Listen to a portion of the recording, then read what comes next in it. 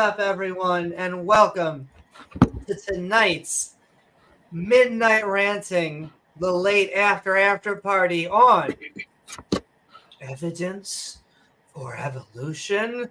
Bum, bum, bum. That's what it is. That's right. Like we said, we're throwing the after party. It's where the cool people hang out and where the neon signs and everyone's smoking. We're really cool. Anyway, we are having a fun time after the debate on SFT's channel from Evidence on Evolution with our own James W. and myself going head to head for Kent Hoven for... It was something. It was actually a lot of fun. I guess we'll talk about that in a second. It was fun. We are talking Evidence for Evolution. Let's get into it. Bazoo-ba-doo-boo.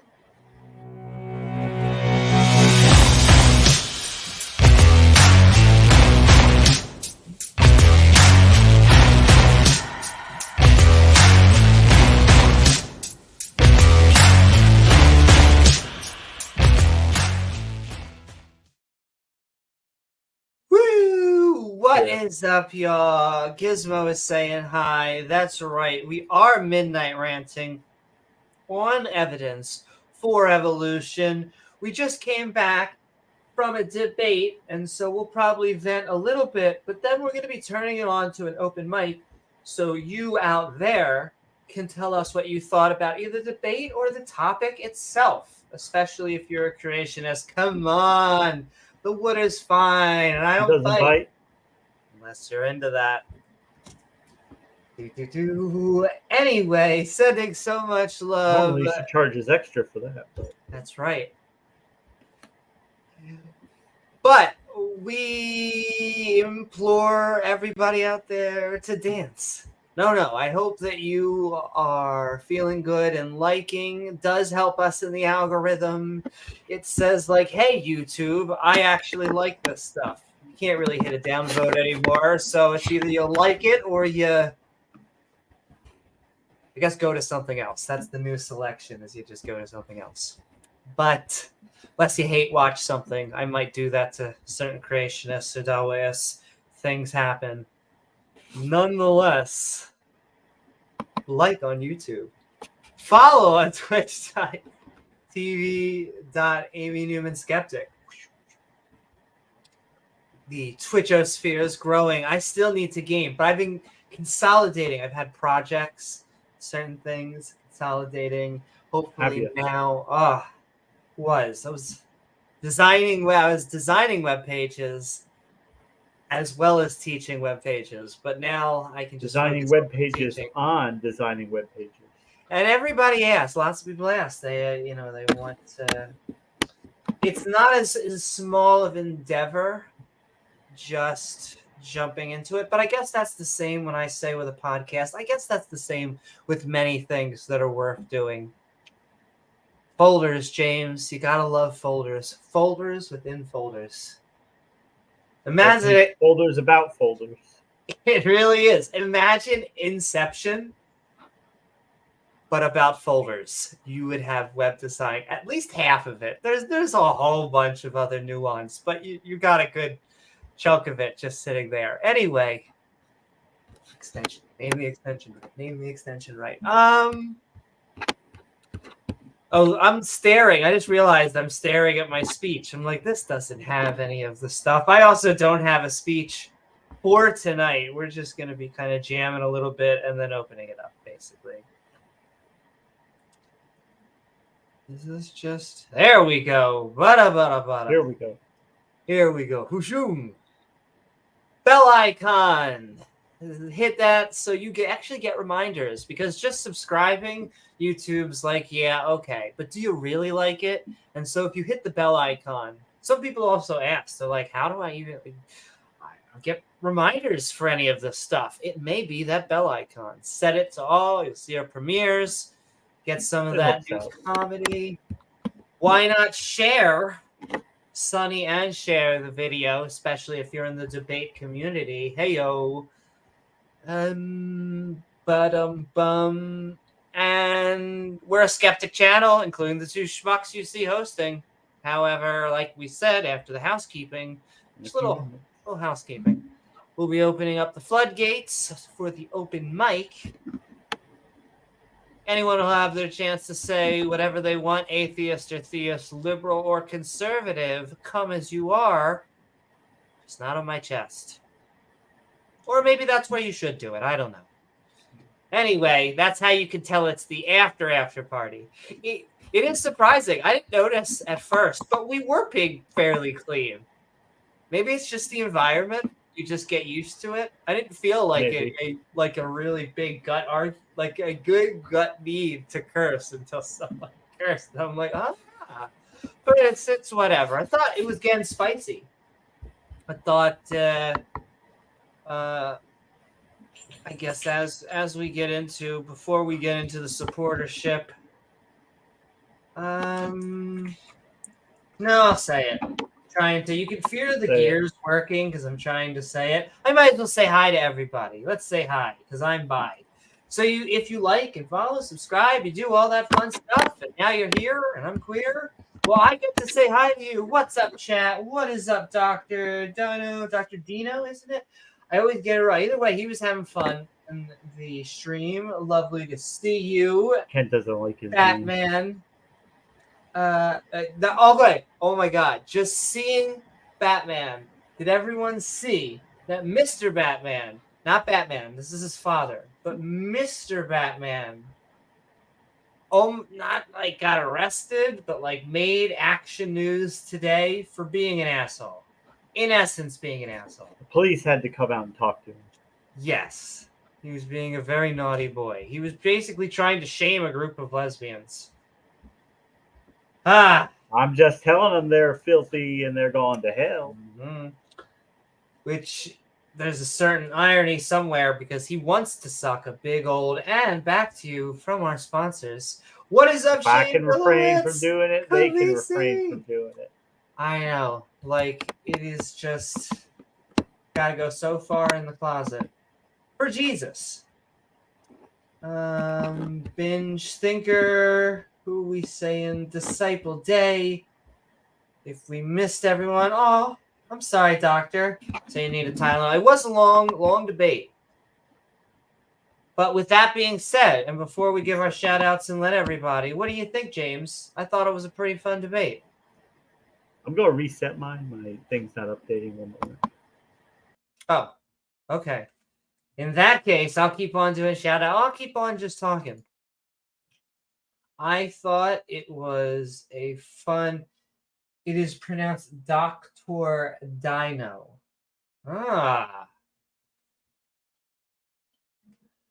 See, pronunciation. I like to think that comprehension. I get A's in. I like to think that when I'm having social conversations, I can understand and give valid criticism or praise, and yet spelling and grammar is I am. Big Bad Mama? Praise I am. But if you were to see my spelling, you would be like, you graduated where? But the lovely spell checker. It is. The spell checker has made it's probably made us a little lazy because it hasn't been a skill that I've worked on. I've actually gotten a little bit better at grammar. I have worked on some of those. I think years ago I didn't even in my early late teens, I didn't know the differences between the theirs and all that stuff. Now I'm funny because YouTube is owned by Google, right? So, but their spell checker algorithms are different. The Google one, like the one that the browser uses, is better. Like half the time, YouTube, like when it auto suggests, it won't know what I'm trying to say. Google is very good. But then the Google browser will instantly. Can I tell you why that is? Why is that? The reason is because the better the search engine is going to be by how much information you're feeding it. And so it has been fed so many queries that it has a larger data set to pull from of what is this person trying to figure out. And so it's annoying sometimes when you're on a program that doesn't have, basically is hooked up to a search engine. But that is, in essence, it's good, just not great. What's up, Captive Desk? What is up? Purple rhymes with orange. What's up, everybody? And yeah, well, James, that's what I was just about to ask before. What did you think of the debate? Oh, I thought it was fun. Of course, I prefer the older format where we get like an hour and 45 minutes to just have the debaters instead of this shorter, abbreviated version of it. But sure, and I think that may be just I'm not trying to be ageist or anything, but I think that is just or ableist apparently, because I think there's health and maybe it's age concerns or whatever. Munch for Ken.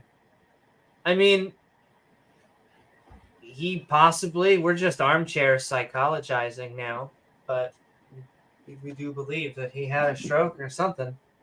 Once again, not trying to belittle anyone. I'm more just trying to raise concern. I have my own neurological things going on. I got my epilepsy and stuff. So we all got our thing. I just hope that they don't pray. They actually go and see a doctor. Nonetheless, that's neither here nor there, because, it was a good debate. I felt like I was throwing it back at him for a little while. I think you had a wonderful moment with your whale pal. Oh, you were kind of reeled him in with that one. Thank you so very much, James Wolfe. Because he's done so many debates before, he literally doesn't remember like any interaction. So we could have gone over that in previous, and he won't remember because he's done this so many times. It's just another debate for him. Probably, yeah. I didn't create a Thanos moment for it. It's like, who are you? I don't even know who you are. You will now. Shout out to Marvel. Any memorable moments stick out for you? I just am glad that I was able to take him to task on certain things that I have been looking to try and go for, which is like, him with the mosquito and it always being a mosquito, him with just trying to push this kind thing, and his entire intro he spent just whining about the definition of species. That he spent the entire time reading articles about the definition of species.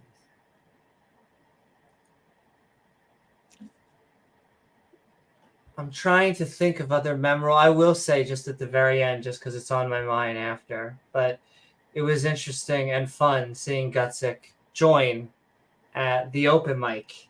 And then, they have some very technical. Who did she talk to mostly? She was talking mostly to Donnie, but I would say that Sam came after her in a way that I see him talk with others. And so we just kind of asked him a question. And he kind of didn't want to answer that because precepts, that's not their... What did yours is opinion, but mine's not. What was Sam trying to take her to task on? Not really take her to task. Just he has, in my opinion, his shtick is everything's opinion. She was going into hominin history, and it was just getting to a point where I think she was just saying too much factual information on the subject, and he was just like, you know what, this is all a story. And it's like that's their new talking point. Like over the past maybe 6 months, they start to use that a lot. This is storytelling, or this is a story. Yes, and I think I am happy I went after some of their phraseology. My opening statement, you could tell that it went to 10 minutes. I went all the way, but I couldn't help it. Like I said, that was even my shortened version. because he just brings up so much nonsense. What's up, Dr. Tapiocaweasel? Hey, Doctor. What's up, everyone? I remember at one point in the debate when you pointed out that he really only objects to evolution because of his Bible. But you see, he's almost like ashamed. He was acting like he's almost ashamed of his Bible. Like, he's like, oh, I mean, you think it's just from this book. Well, I guess you don't like this book. I kind of see why. All right, I think we know why. Which is stupid, okay? Because Kent follows that book. That book says that divorce is bad, but Kent, his opinion on that liberalized a lot after his 3 divorces. After he had one. He had a reevaluation of the biblical stance on that, and now his stance has softened significantly. Go figure, right, Kent? Go figure. I also think that it was nice to actually take him to task on the religious thing.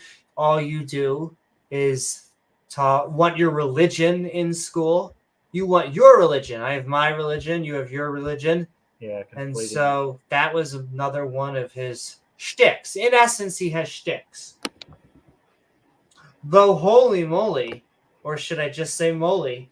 Thank you so very much, Dr. Tapiocaweasel. Just gifted 5 memberships. That means thanks, I have to do a dance because mostly just because I want to. But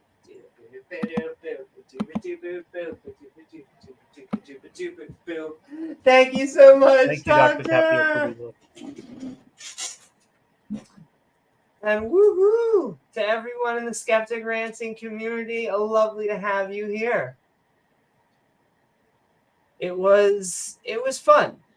I'm trying to think what were the other highlights, because one thing I pointed out, like, because he's always saying that fossilization is it never happens. It's so rare. It never happens. But then he thinks he's got mundane items laying around his science center that are fossilized, in less than 100 years. So if that could happen in like the lifespan of a human life, there'd be fossils all over the place. But he says there's not. That was another triggering point for him. It's not a fossil record, James. Okay? Oh, it's millions of fossils, but it's not a record. They're in a certain order, but I mean, we don't know exactly why. I mean, they all lived on Earth at the exact same time. They're also, there could be other reasons why they're sorted that way. We just don't know, and it's totally consistent with the Genesis flood, and his normal bullshit on that. Yeah, basically, bibble. Well, what are you talking about my book for? I haven't brought up the book. I haven't mentioned it. I don't know why you're bringing up the Bible. Well, because it's the only reason why we are talking about evolution is because the creationists want to have this little proxy war thing. They don't believe that not only it's true, but they actually come for it on government levels, on societal levels, and so they don't just keep it to themselves as much as he pretends to. We didn't make any tax jokes. Shout out to Atheist Junior for all of them.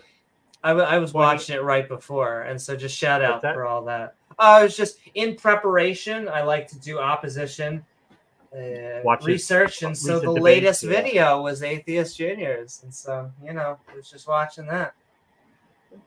The thing that I was thinking before the debate, and I mentioned it, was that I guess there's 2 possible options. Life could have been created by a magical deity, or it can evolve naturally without the input of a deity. The way that we see life with these nested hierarchies and everything seems to be related to another, that's the only way evolution could have done it. Because evolution can't do magic. It can't just poof things out of nothing. It can only work with what's there. It can only do what it can do within the realm of physics and science. But a god wouldn't be restrained, but he could do it whatever he wants. He could make it clear that these animals aren't related to each other. He could make it so that each animal has a distinct, separate origin. There's no question about it. And contrary to Kent's assertion, where he's like, "Oh well, I mean, we have to all be like that, otherwise we wouldn't be able to eat the other." Well, no, a god could make it so that we could still eat the other animals. You could still have your Big Mac, okay, but the ancestral lines of each animal would be clearly and distinctly separate. A god could accomplish that, but it's just strange that his god chose to do it the only way evolution could have done it. He's like, okay, I'm going to do it the exact same way it would happen on its own without any input from it. So why do we need this god in the mix? Because it happened the exact same way it would happen if there was no god.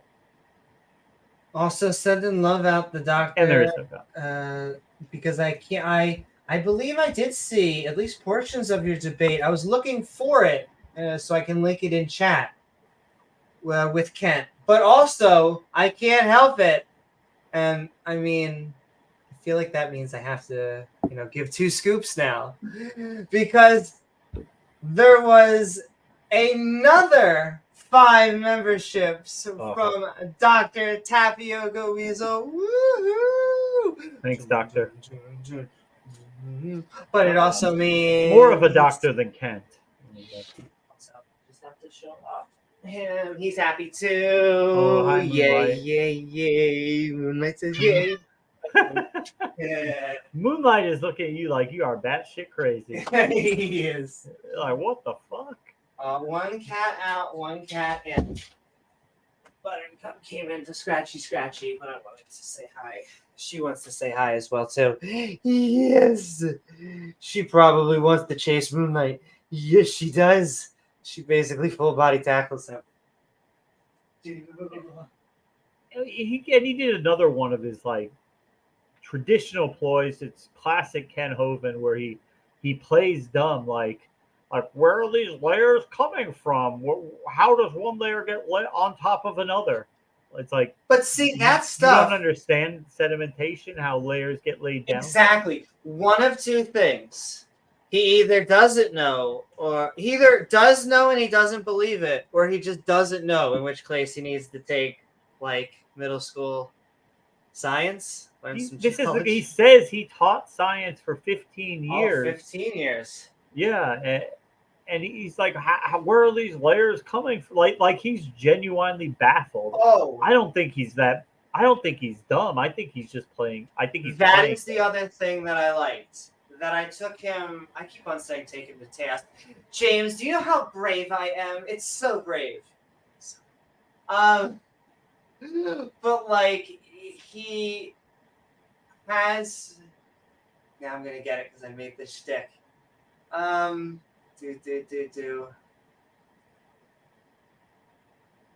know. Now I'll come to me in 1 second, but I'm just gonna give another love. Thank you so very much. Thanks, Dr. Tapioca. So, Dr. Tapioca.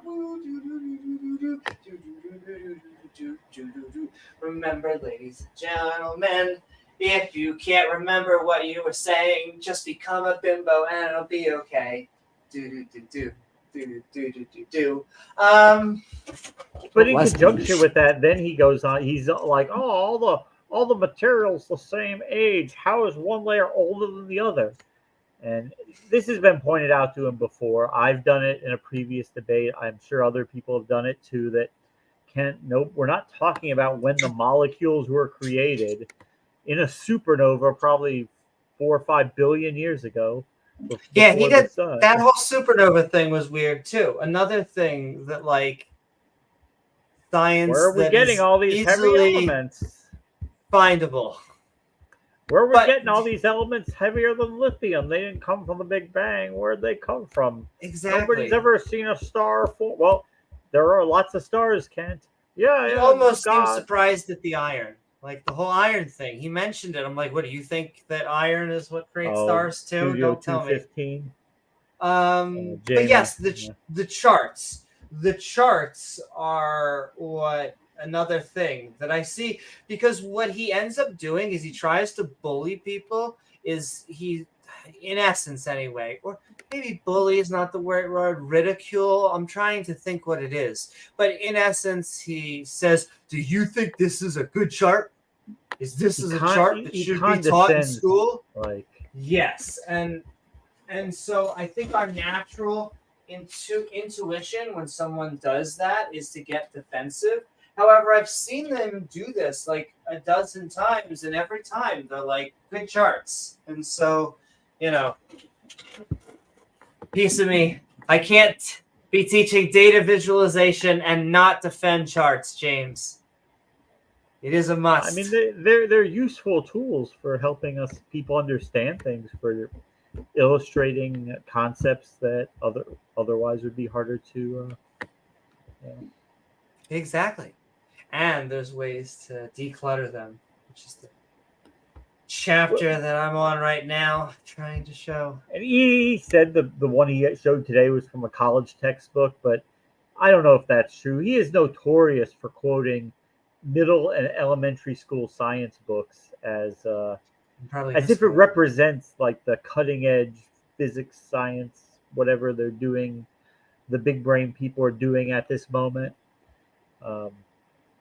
Because they things have to be grossly simplified to be made understandable for 10-year-olds, so that they're not getting a robust, comprehensive, assessment of an entire field of science. They're just learning the basics. They're learning just getting a primer to then go on and learn deeper levels of knowledge.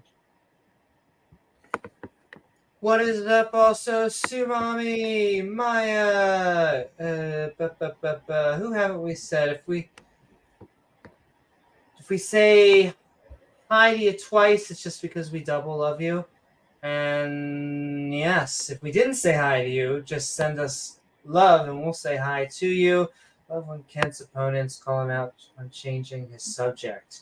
Yeah, well, he does this thing where he brings up like 8 different things, and when you try to go over each one. He complained about that today. Oh no, I felt. Here's my thing. I'll just be completely honest. I only had one moment where I felt like, and it was really a brain fart when he was asking about, can you milk all men? And I think my brain just went, is this a... I told him he could keep trying, Kent, but he's not going to get any milk out of his. Exactly. And you could tell that I was trying to think, because I don't want to not say the wrong thing as in like politically correct or something, but like scientifically. I don't want to say misinformation.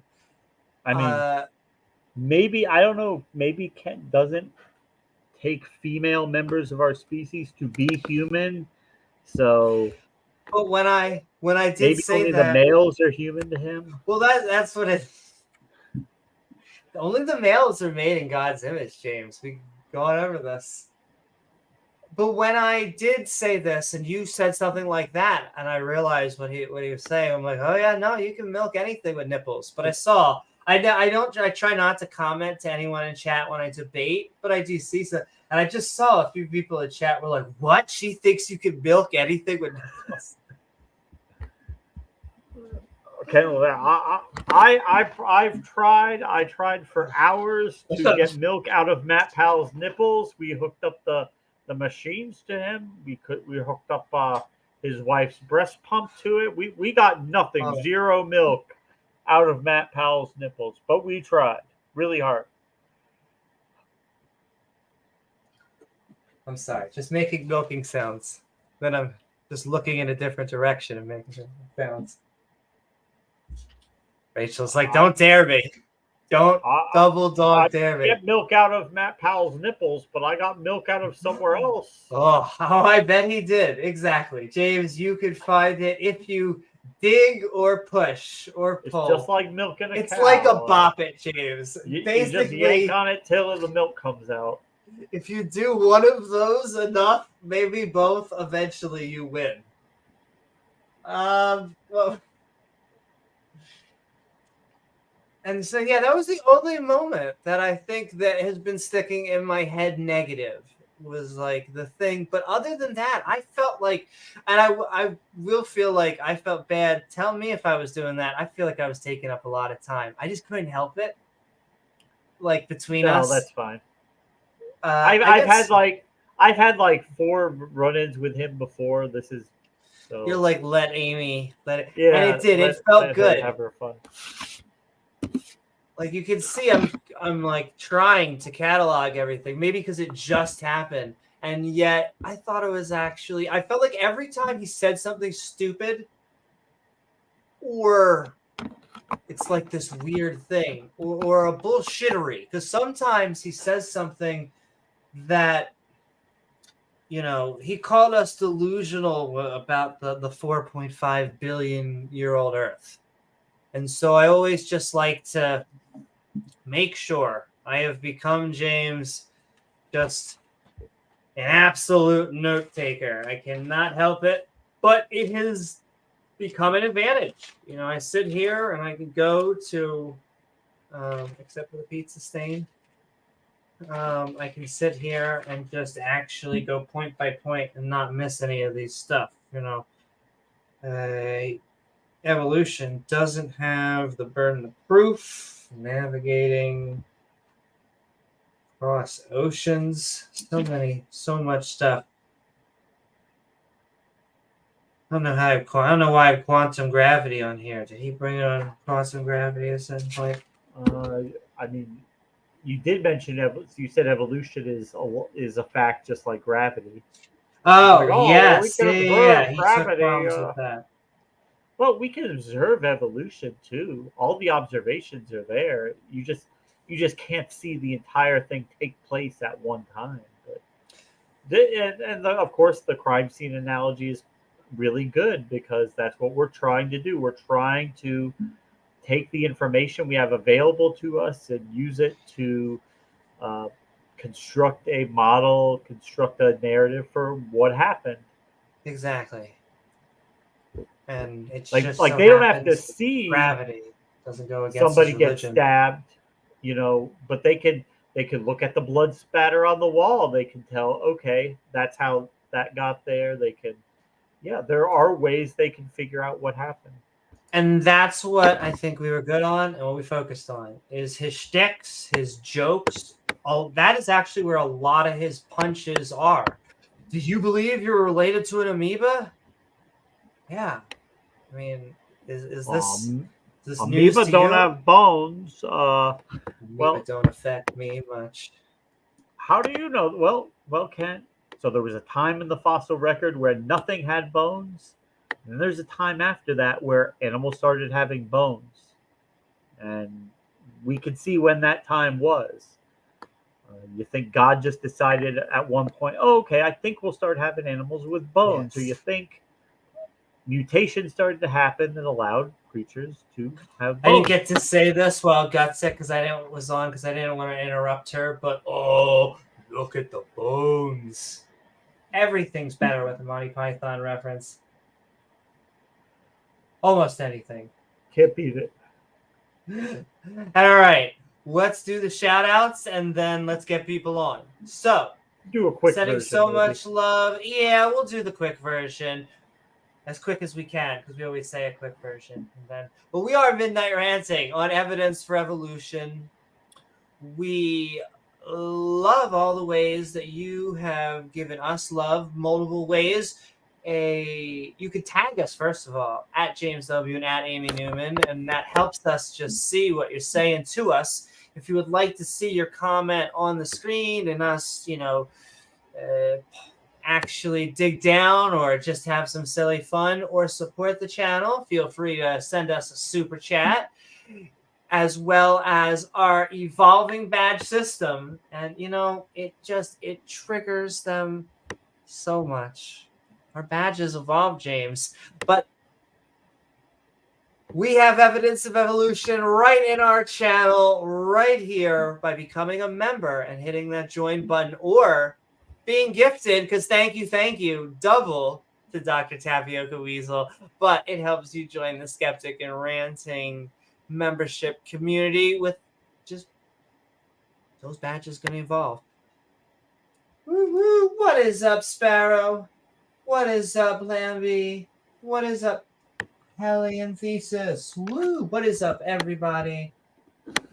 All right. As well as one of the best ways to help us cuts through. I don't want to say too much red tape. It's weird because I'm like underselling what I'm about to sell. Because they take pot shots at YouTube, and it's easy to go like, yeah, the man's holding me down. But YouTube actually is friendly to us.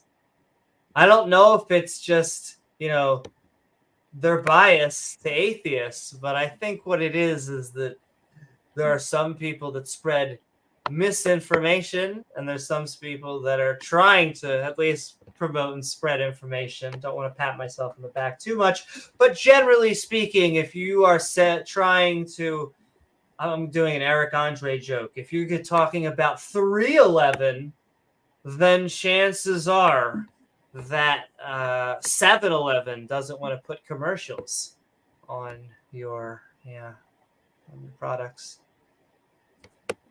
Anyway, sending so much love.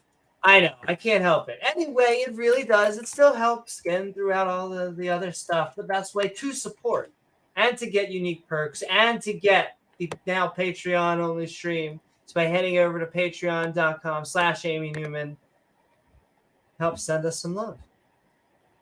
And with that comes a lovely shout outs from our channel members and Patreons, including lovely.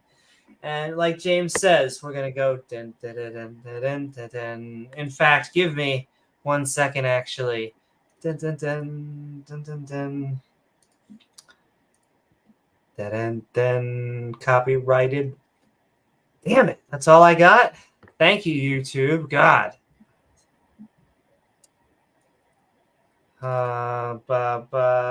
Sending love to the one and only Pastel, reminding us we're looking for empirical evidence. Just sending love out to Chris Disciple. Saw him out there. Sending love.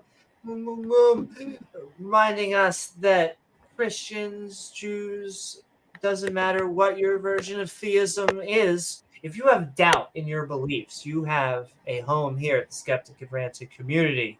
Sending love to davegar, reminding us that the world is indeed round and a little bit old. We like our mature, round earth. That's what we're into. Sending so much love. We also love James Wolfe. Saw him out there. Sending so much love. We have Moon. He also does, the thing that creationists are allergic to, research. Along with Pat and Beamsy and all the rest. Thank you, James Wolfe and Rachel Holen, the one, the only, the amazing and fabulous. You should all be sending love to Rachel as we remind you that you shouldn't be taking slaves from the nations around you. However, if a femboy decides to submit and turn up in a French maid's outfit, that's okay. Pink fuzzy cuffs. What are we talking about? Anyway, our last two, final not least, sending love to Ian Davenport, reminding us that apologetic arguments suck. What do they suck? The funny thing is as I'm listening, I can tell you what they said. It's almost like Kent is an exact opposite of like a presuppositionalist. Is that a presuppositionalist will not let you ask a question, and a person like Kent Hoven will just answer with whatever he wants. He'll just create it off the top of his head. It's like they're kind of like this weird inversion of each other. He just spams bullshit at you like a tennis ball machine, like one of those things just shooting tennis balls at you randomly. So a presupper will not let you present science. A young Earth creationist will not accept science. I'm not sure which is better. so much of it is based on just playing dumb, like not understanding, refusing to connect dots, refusing to make logical inferences, just pretending we don't know what we know. And last but not least, Regis! Sending so much love to Regis. Reminding us that we have a Bible study. It gets very, I was going to say Shakespearean, but it gets very old-timey because that's even older, 3,500 years ago. But nonetheless, it's thou shalt stab a guy in the chest for picking up sticks on the Sabbath. Because it's the good book, James. So good. Well, I didn't get to challenge it because when I pointed out, according to his model, all these animals got off the ark, and then within 100 or so years, they rapidly diversified. So 2 basic cats get off. 100 years later, you got tigers, lions, cheetahs, jaguars, all those cats. He's like, no, I didn't say it took off. Well, it did, Kent, because you're saying this flood happened 4,400 years ago, and we have depictions from the ancient world of lions, tigers, jaguars, cougars, leopards, cheetahs, and you know what they look like 3,000 years ago? Pretty damn similar to how they look today. So they haven't changed much in that time. A lion was clearly a lion. A tiger is clearly a tiger. Jaguars were clearly jaguars. They were basically in their present form almost immediately after the flood. But sending so much love to Regis. I am sending love to all of our Patreons, all of our love to our channel members, super chatters, just our viewers, subscribers, everybody in there. I'm going to be right back real quick. But with that being said, and while I'm doing so, if you would like to join the panel, you're going to hear me clickety clack. Oh, yeah, baby. Who doesn't love it? They love it. Mechanical they can't keyboard. Get enough of it. Then please do so here at this StreamYard link. However, we'll tee that up. I'm going to be right back. But it was a fun debate, James. It was.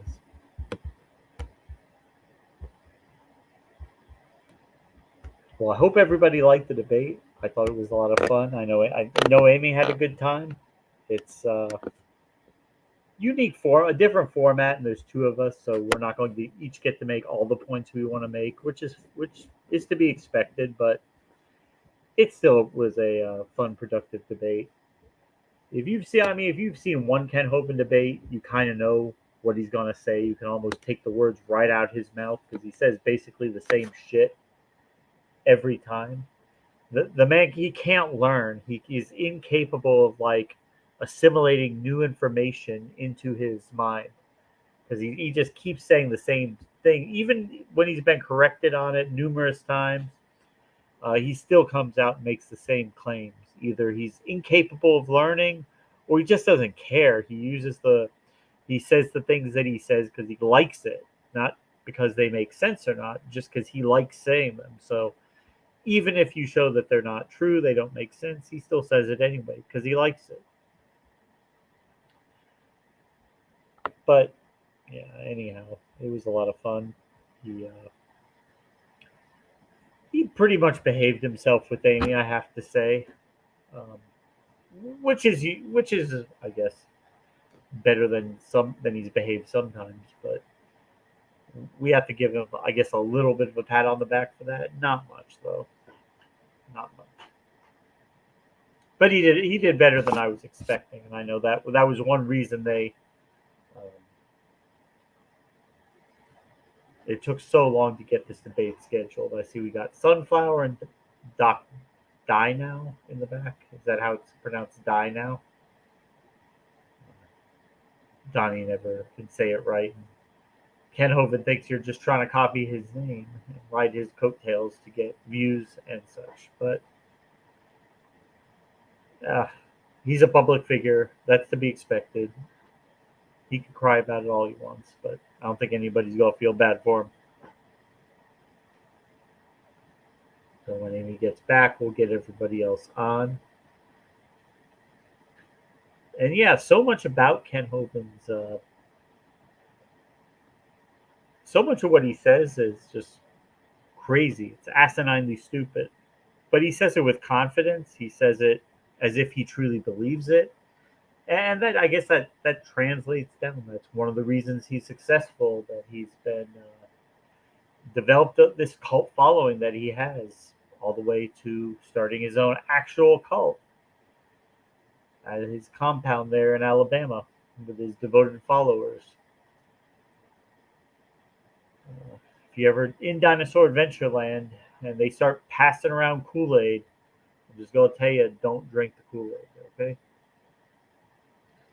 I mean that figuratively and literally. Either way, don't drink that Kool-Aid.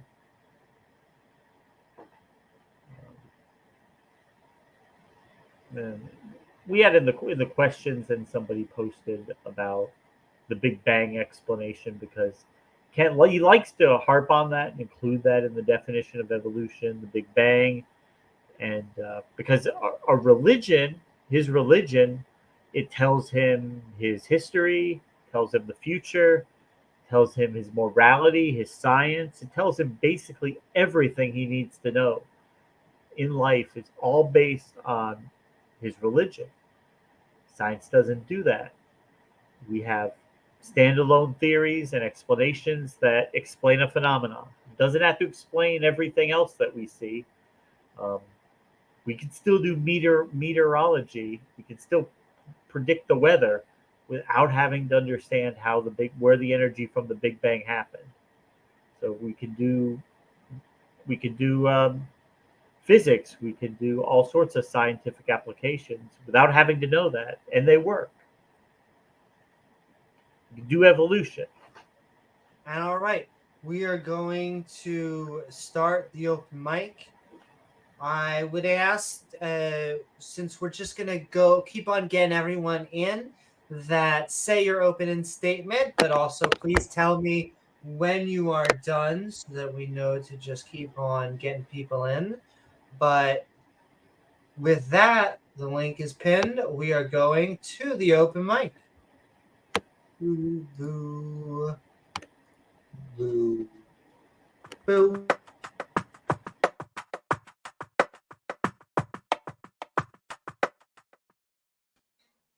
Woo! What is up, Sunflower? Lovely to have you on. We are Midnight Ranting on evidence for evolution. What are your thoughts about the debate that we've been talking about tonight? What's up? Thank you so much for having me. I have a new microphone I just bought. Is my level okay? Yes, it is. Okay, cool. Yeah, so I don't know what was going on. I had 2 super chats, one directed towards James, one towards Amy. I don't think either got asked, but I guess I mean opening statement. I'll just reiterate them, but you guys got don't us here now. Yeah. So my one for James was with the cat question. He says, you're criticizing like, oh, all the speciation happened in 100 years and then it never happened again.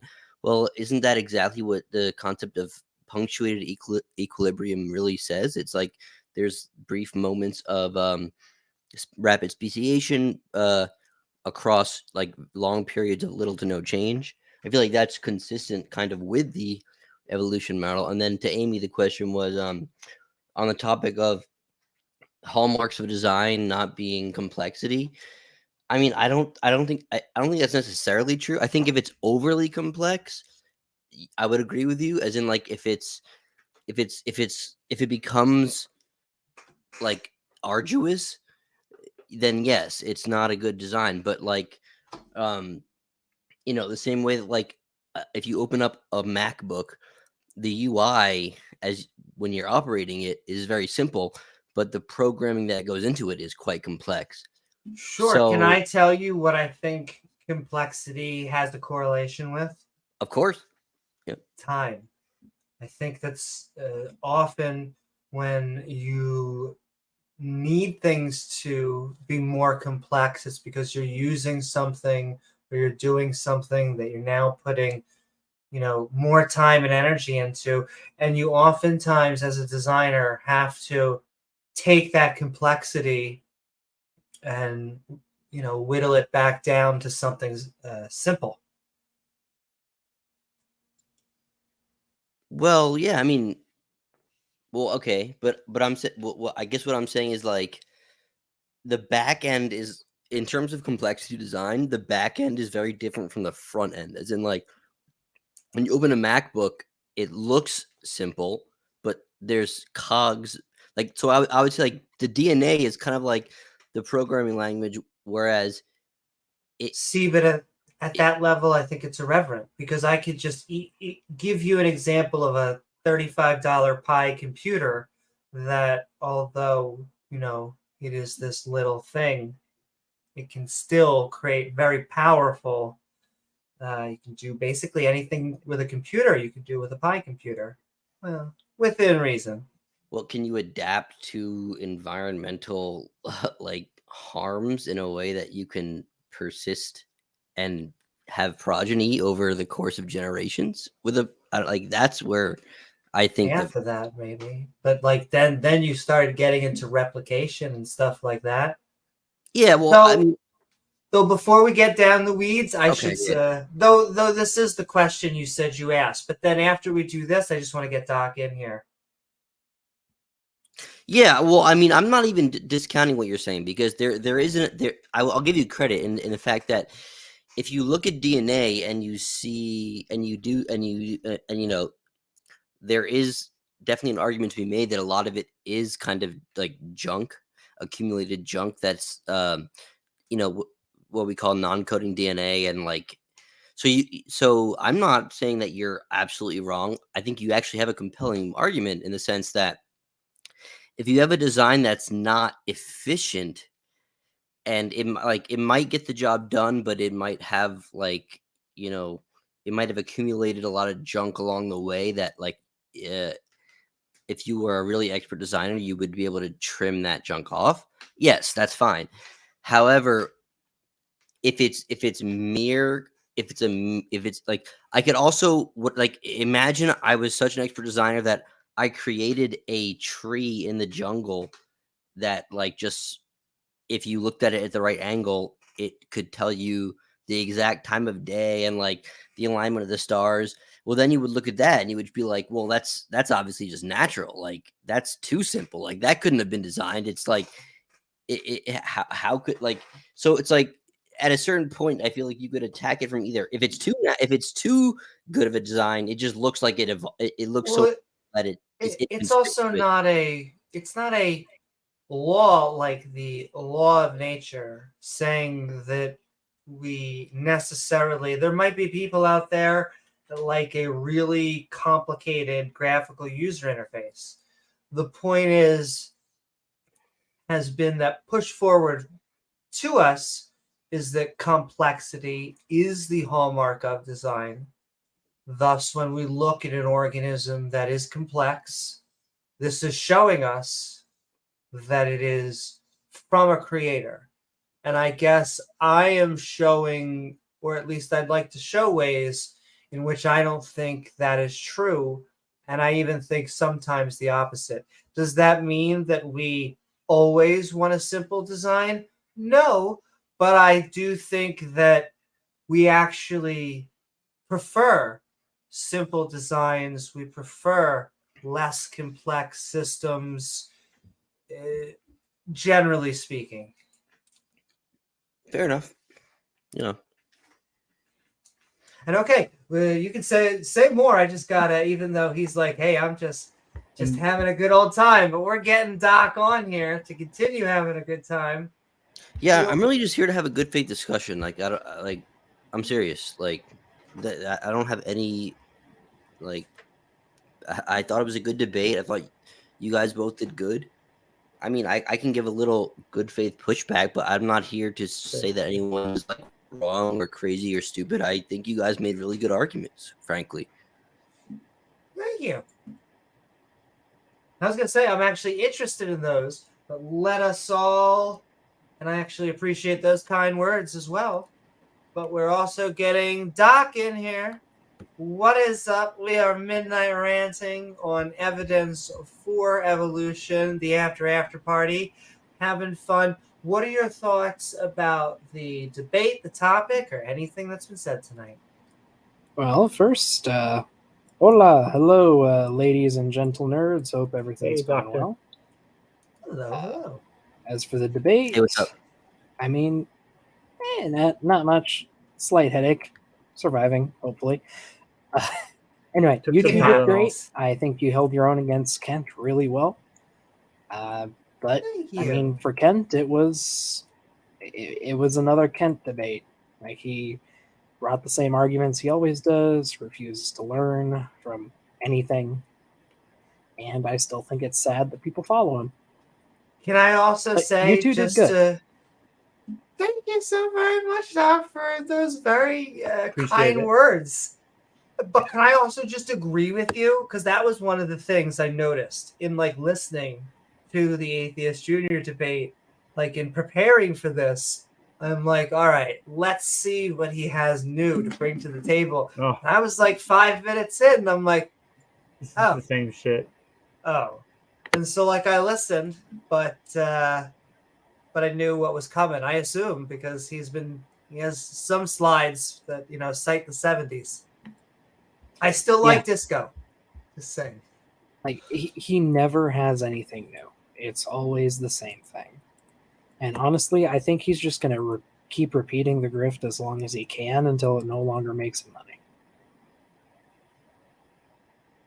You could replace him with an AI bot that could just say his quotes, and you'd never be able to tell the difference. But see, that's what I feel about presuppositionalists. And what does that say? If both sides of the apologetic coin could be replaced with bots, you could make a Ken Hovind soundboard with 50 phrases, and you would never be able to tell the difference. Yeah. I have a friend who is thinking of creating a Kent bot, basically. Is it Peter? Just teasing. Dr. Bullshit. No, I will not disclose his name. I'm sure he'll identify himself if he wants. Listen, Your Honor, I plead the fifth. But we have Purple and Ember backstage. We're going to keep on going on until we get everybody in. Sending so much love. Woo-hoo. I also... Oh, my James, did you have thoughts on the punctuate equilibrium thing on your critique of cats, though? Yeah, I was going to get to that. Okay. So no rush. Punctuated equilibrium. So there have been periods of time where speciation does happen more rapidly than it does in other times. I think over the scale of 200, 300, 400 years. I think it operates on much longer time scales than that, and perhaps it is a bit faster than evolution normally works, but I don't think it's as rapid as you would need in order to make the Noah's Ark story work. But when you said 100 years for the cats, you were just making that number up. It could have been 500 years. Well, I mean, I don't think that does very much for you in terms of evolutionary time. You're taking something that would take on the order of tens of thousands, hundreds of thousands, maybe even millions of years. To say it happened in 500 versus 100 is not really... oh, fair enough. I thought you were just saying... It doesn't really help you. Okay, I'm May sorry. I back you up on that real quick? I misinterpreted what you said. I thought you were saying it could have happened in 200-300 years. No. I misinterpreted you. Sorry. So punctuated equilibrium just says that sometimes we have evolution occurring on rapid geologic timescales. And keep in mind, a geologic timescale, a blink of an eye is about 1 million years. So it's rapid for rocks, not so much for the things that live above the rocks. And that typically happens when there's a dramatic change to the environment. So you're not going to have take the American alligator. Okay, it's an apex predator. It's well suited for its environment. It's not a million years from now. It'll probably look almost exactly the same because it doesn't need to change. There's nothing pushing it to be different. It's doing just fine the way it is. Now, if the environment were to drastically change, well, then you'd start to see much more rapid evolution that they would need. Yeah, so you might get a Brina Sukin again. When you have a record of rapid speciation, but you record of the environmental history is steady from that time period, like, do you just make up stuff to solve that? Like, that's what, like, there's so many possible reasons, like, you know, like what if your record is like, oh, there was a state, there were like the climate was steady for 50,000 years, but we see rapid speciation happening over the same period. I mean, like, again, you can come up with theories as to how these reconcile these things, but I just think it's just easier to let that go and be like, we don't have access to that. We don't know. We don't always know, but a lot of the times we do know. We don't pretend that we have all the answers. But this is a tangent, but I also, during the after show, I was double muted myself because I have one on here, and it took a while, but like this guy was giving a slide presentation on where he thought all the races and all sorts of other stuff came from. Oh boy. And it literally was like the Tower of Babel was like a picture of it, and then it was like the what you would expect with races and all sorts of other stuff from that type of more what is the position called? Race realist position. But and yet when I kind of like actually got to poke him, when I finally double unmuted and was like, hey, can I just ask you a question? He was so excited. He was like, what? And I'm like, I just want to point out, like, the Tower of Babel, like, there's no connection there between the many languages. Well, not only many languages, does it even claim that, like, that's where I get a problem? I'm trying to remember the story because it was so freaking short. That was the other thing that it's probably one of the most demonstrably bullshit stories in the Bible. That's why I was kind of like, there's no scientific data behind that, and I could just feel like, his heart drop. But I don't know what to say to these. That story almost on its own just makes the entire Old Testament unbelievable.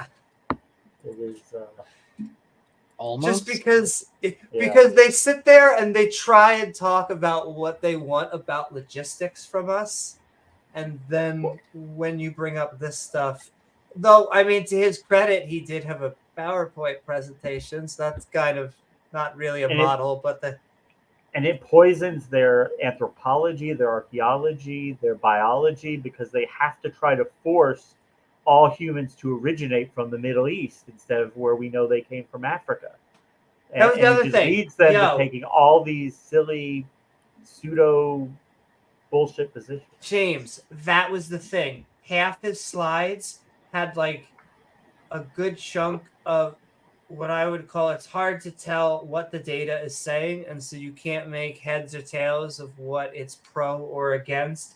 But every once in a while, you'd come across that slide, the Tower of Babel slide, and the other one was like he put, where did we all come from as humans? And it just went right in the Middle East. And so because that's their story. They have to try to force the data to fit with that, and it just doesn't. Nonetheless, let's keep on having fun. Sending love. What's up, Pat? Boom, boom, boom, boom. Hey, Pat. But we have Ember, Purple Rhymes with Orange, and Beamsy backstage. We're going down for more fun. Let's get Ember on.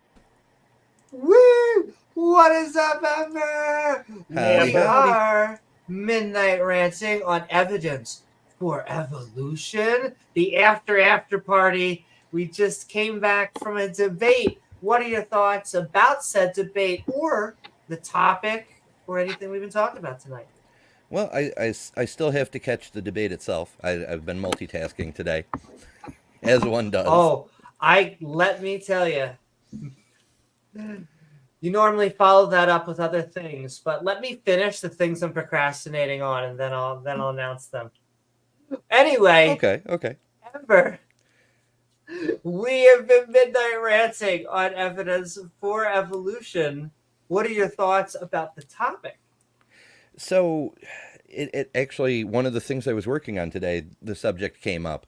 Like, one of my hobby horses is that even though we didn't have like a formalized theory of evolution until Darwin and the others put all the stuff together, we've known about evolution basically since the dawn of civilization. That farmers have been doing it forever. We've known we can breed certain livestock together and enhance certain traits. We've same thing with crops. The change of heritable characteristics in a population over time. That's evolution. And we've been doing that literally longer than we've had writing. It's one of our oldest technologies. So I don't see how it's a question. Well, the question is the origin of like very different things, right? Not like turning corn into more profitable corn. It's like, turning like, ancient like seaweed into like humans and I mean there's obviously bigger questions than just like agriculture optimizing their crops, right? That's Sure, not but it's the same question. It's the same no process. that is the question. The question is that the entire question is like the gain of like entire like sort of organs and stuff like that. The question is not optimizing things as they exist. The question is these big transformations. So well, they look like big transformations as you look back from well, the no, present. I'm saying based on what you just said in terms of humanity's known this before they could write. Well, we've known about how to optimize crops maybe before we could write, but we didn't know how to transform like corn into cattle since before we could write. That's what we're trying to get to, right? So Well, you can't just explain. nobody says turn corn into cattle. Well, That's okay, no, not. but again, the questions for evolution are not the ones about optimizing crops. It's the ones about these big steps that are not accounted for in any, historical sense whatsoever of the human or anthropological record whatsoever, right? These are things that we extrapolate into history. They're not things we observe in like agriculture at all. So that's a little bit of I think a misapplication of like something we've No, known. not at all, because it's just we're looking at incremental steps, and we've seen the process over the course of thousands of years. It gave us potatoes and broccoli and milk cows and all sorts of fun things. And even though those are incremental More steps, optimal forms of stuff that already existed. well, sort of. Broccoli didn't exist until we created it out of wild mustard, but that's neither here nor there. Well, they're the same species. Point is that we can create and observe incremental changes, and there's no Not to the reason. extent we see in nature, though. Obviously, Sure, we do. you're saying we've seen we've so from the human agriculture in the anthropological record, we've done something equivalent to like bacteria to human. No, we haven't been around long enough.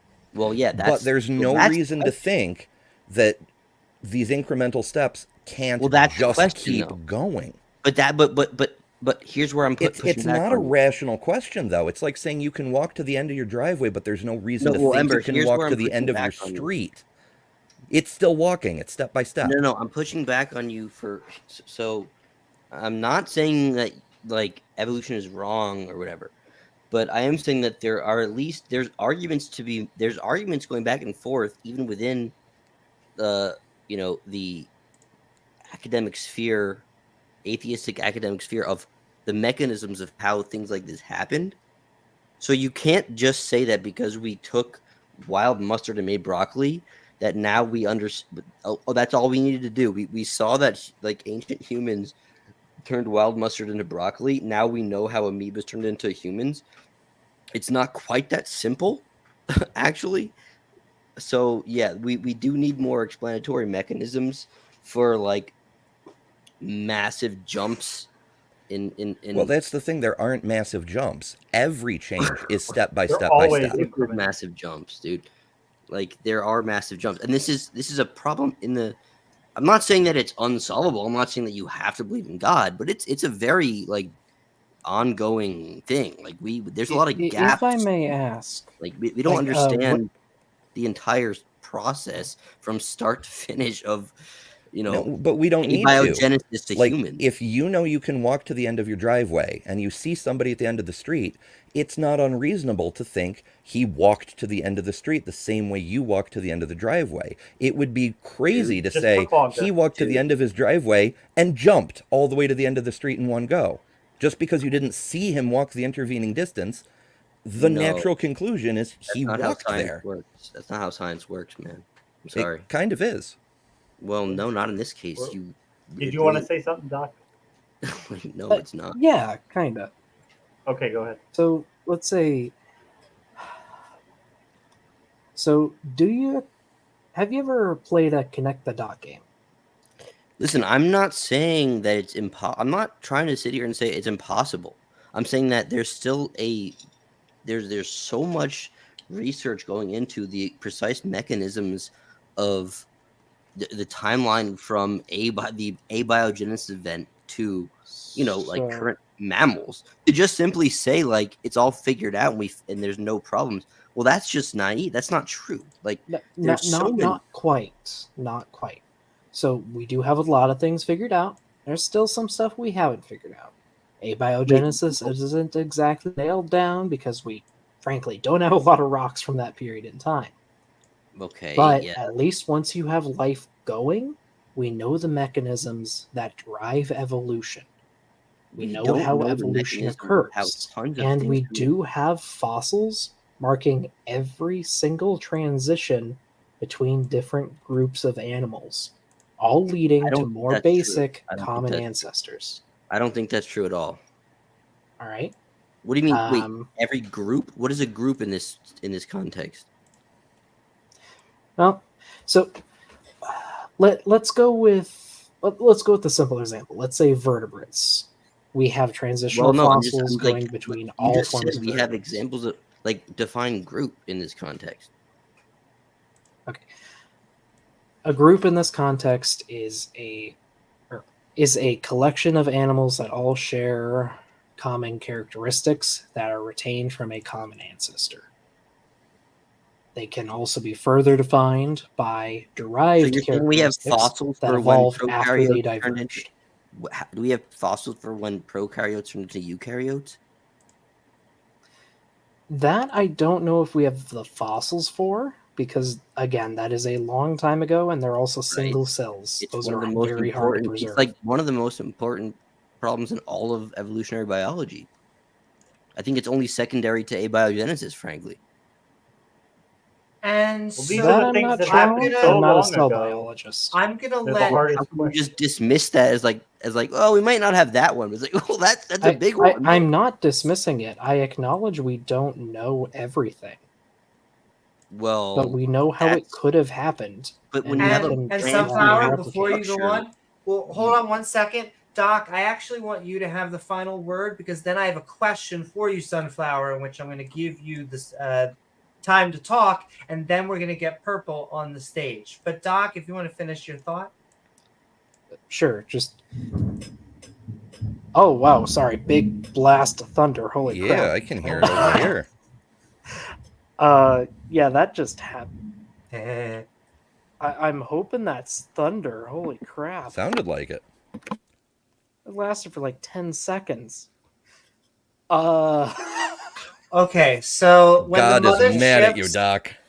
Yeah, either one. Either God or the motherships have arrived. Either way, we should all prepare our buttholes.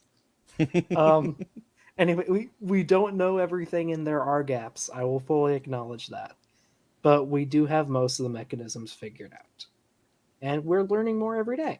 That's the great thing about science. Let's find out those, or let's fill in the gaps. Do you think we have access to everything, though? That's the weird part. Like, we can't. Everything we find is a miracle. we can't is actually, hold on one second. Okay, Sunflower. Oh, actually, no, don't be sorry. So, but Pat is coming. The spice. Can Sunflower give the rest of us one of these massive jumps that isn't balanced? Fallacious. That isn't what? Fallacious. Like an example of these massive jumps you talked about earlier. Yeah, prokaryotes to eukaryotes. And okay, he'll probably respond, sending love to Pat. I also see P-Town out there and Robert and many amazing people. Keep on saying hi, but we are getting... Oh, doop. Purple, what is up? We are Midnight Ranting on Evidence for Evolution. Hope you're having a fantastic day or night. And what are your thoughts about the debate, the topic, or anything we've been talking about? Well, I have to admit I didn't see the debate, so... That is okay. Somehow they're still, trying to go after evolution. These pecky young Earth creationists. Yeah, Sunflower, I would ask you to read up on the Tully monster. The first fossils of it were discovered in the 1980s, and there have just been papers published in the last year or two that are still arguing about whether or not it's a eukaryote. That's fine. It is so we're not strange arguing that if they it's a don't know what to eukaryote. We're classify arguing it if as. it's a vertebrate or not. But are you saying that we understand how prokaryotes evolved into eukaryotes? Like, we have an actual understanding of how that happened, like, billions of years ago? Well, it happened the same way any other feature in animals asking, happened. it's a yes or no question. Do you think we're confident, anyone is confident in like, they can posit a theory and, like, they think that it's more likely than not. It's exactly how it happened. On how it happened, yes, that's what evolution is all about. On exactly when it happened or what the animal was, where it divided, no, we don't know for sure. Well, link me to the article where someone posits that they're more confident than not, that they know how prokaryotes turned into eukaryotes. I would love to see it. Link me. Well, like I say, it happened the same way as any other feature, that at some point there was a branching of the evolutionary tree there, that some of the organisms went one way and some of them went the other way, but they had a common ancestor. No, that's not how all evolution. Are you equating all evolution to, like, the transition from prokaryotes to eukaryotes is not equivalent to, like, any other evolutionary trait? This is a categorically different kind of event in the timeline of life. Are you aware of that or no? Why is it categorically different? Because before this happened, cells existed as individual isolated cells. Like, as in, like, each organism was a cell. That's what prokaryote means. Okay. And then they all started to work together. Are you not familiar with this, like, at all, or? Yeah, and they have laboratory experiments that show this happening. That single-celled organisms. First of all, no, they don't. Not in a way that is actually emulating the early Earth conditions where that would have happened for the first time. And second of all, that's still, even if you can see that it's been observed, like, it's clearly not the same as, like, a mutation in like a mammal. This is categorically a different kind of event.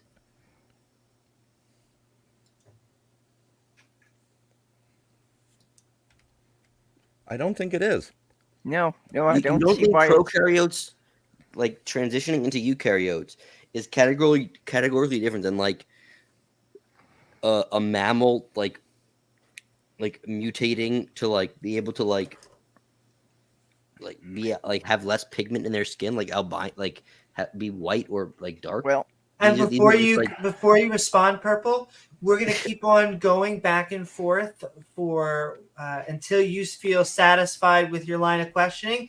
But once you're done with that, tell me, because we want to get Beamsy in here as well. But right back to you, Purple. You're in the middle of thought. It's okay. If you want to bring somebody else in here, go ahead. You don't have to have the answer to this. You know that. Like, it's totally fine. You can be an atheist and then believe in evolution and just say, like, yeah, we don't have this one figured out yet. That's fine. Well, no, like, as I started to say, they do have laboratory experiments where they've had with single-celled organisms that they start to group together and they start to act as a single organism. That's not really... first of all, I would have to see what you're talking about. Well, it's a stage toward it. It's not the final product. It's a stage going toward it. But even emulating early Earth conditions, there's even issues with that. Like, first of all, I don't even know if what you just said. I think I've seen something like when there's a predator, there's when there's a threat or something. But again, this is not even.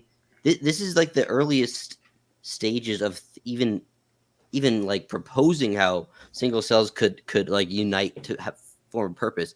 I don't think there's actually been papers on like proposing that this is how it happened initially in like the early Earth.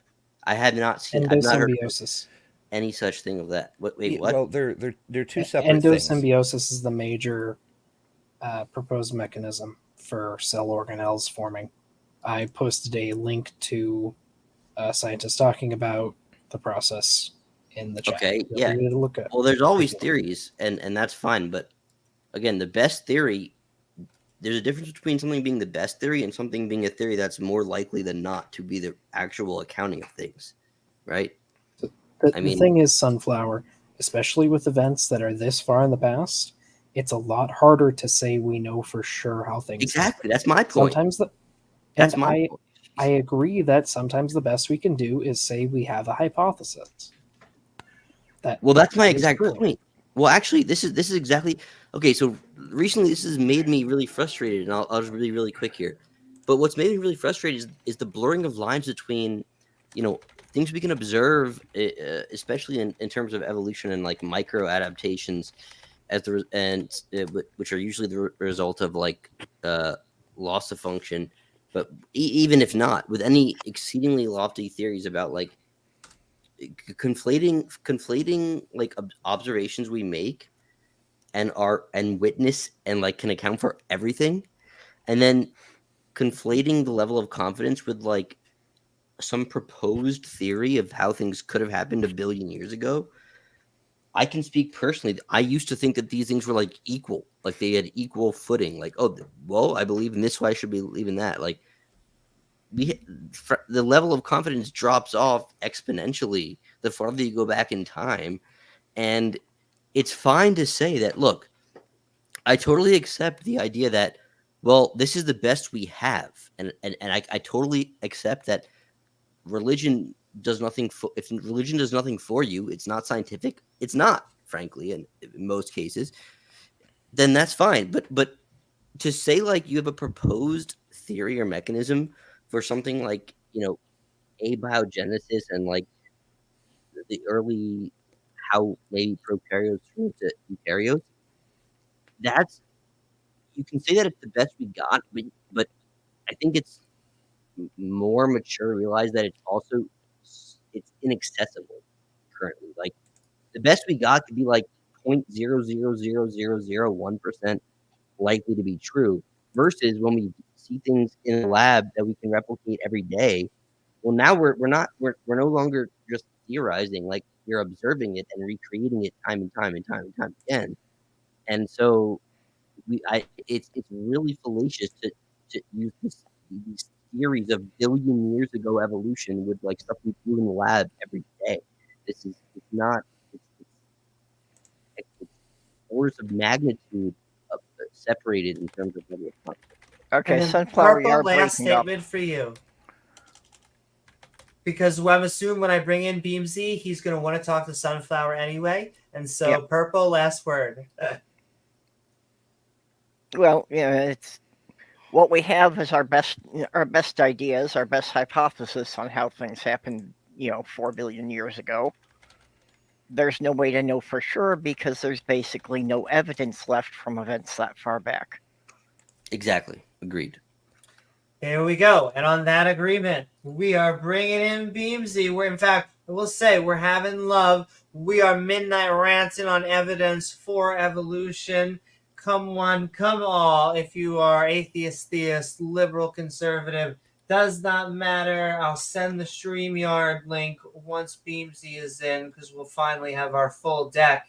In fact, here we are with the full girl deck.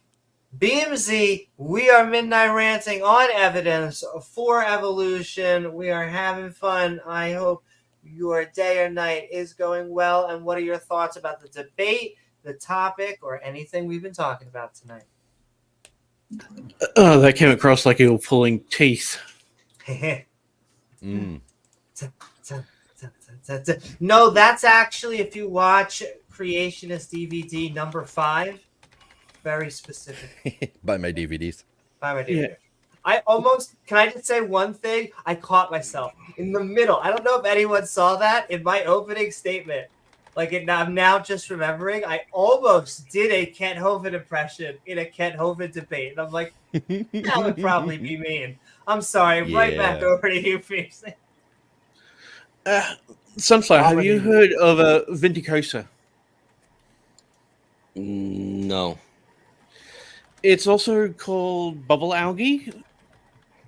Okay. They get about 10 to 20 centimeters across. They are a single cell, but they're neither a eukaryote or a prokaryote. They're called a vita plantae. Where do they fit into the abiogenic record of the universal common ancestor? Do they fit neatly into that? That's where the prokaryotes and eukaryotes would have come from. Because if you look at the modern fossils, are you saying that that this thing you just named is the original bridging of this gap? No, its order is one of the original cells. Well, wait. So my question is, how did the trend? So again, where does this fit into the original bridging of this gap? Are you saying that we have evidence of a prokaryotic that was not banding together, and then we have this thing, and then we have an example of a eukaryotic thing that was beyond this thing, and it all fits neatly into your record? No, the varicoses, they exist as a cellular membrane, but they don't have an established nuclei. They're not like either a prokaryote or a eukaryote. That doesn't refute anything I've said. Eukaryotes and prokaryotes came from those, as we could see from the bitter spring fossils that are coming out of Northern Australia. So every single eukaryote came out of Northern Australia? No, these were the fossils that are coming out that actually show the development of them. But was that the original development of the first prokaryotes turning into eukaryotes, or was this just some offshoot? The issue when you're talking about single cellular organisms is they have cross-gene transfers. So this is why abiogenesis is not a theory. It's a hypothesis. There are so many different ways that could have happened. I agree. I fully agree. 100%. I'm with you. What you're asking is something that you don't understand the answer to. No one does.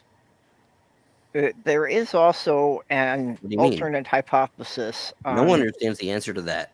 That's the whole point. That's why it's such a difficult question. There's an alternate hypothesis on how we got the multicelled organisms of rather than a group of organisms that were basically the same grouping together. The other idea is that there was one single-celled organism that was a predator, and at some point it ate a cell that it didn't digest. There's tons of hypotheses. I'm not denying that. It found that by having this other cell inside it, it was able to digest other things better. So it effectively became a multi-celled organism by having symbiotic cells inside it. Yeah, there's tons of hypotheses, of course. I'm not denying that. You can hypothesize all you want about things that we don't understand. Does that mean that they're going to be accurate to what actually happened a billion years ago? No.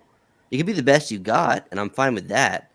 but there's a big difference in things we observe today happening every time we test them. We can repeat them, right? That's the hallmark of a good theory, is that it can be replicated by like other parties, in especially in other countries. This is like how you definitely know that it's real, right? There's rarely like collaboration on international lines. So whenever things come out, besides forget peer review, I mean peer review is like the thing that comes after the fact, but really like being able to replicate someone's thing that's it. Like if that happens, you're vindicated, right? So again, all I'm saying is that it's an issue that we conflate our level of confidence with what we can observe and repeat and replicate everywhere in the world, in every different lab in the world today. We conflate that in terms of genetics and adaptation and evolution with like how confident we are in like what happened a billion years ago. Like it's just not, the levels of confidence are orders of magnitude apart. That's all I'm saying.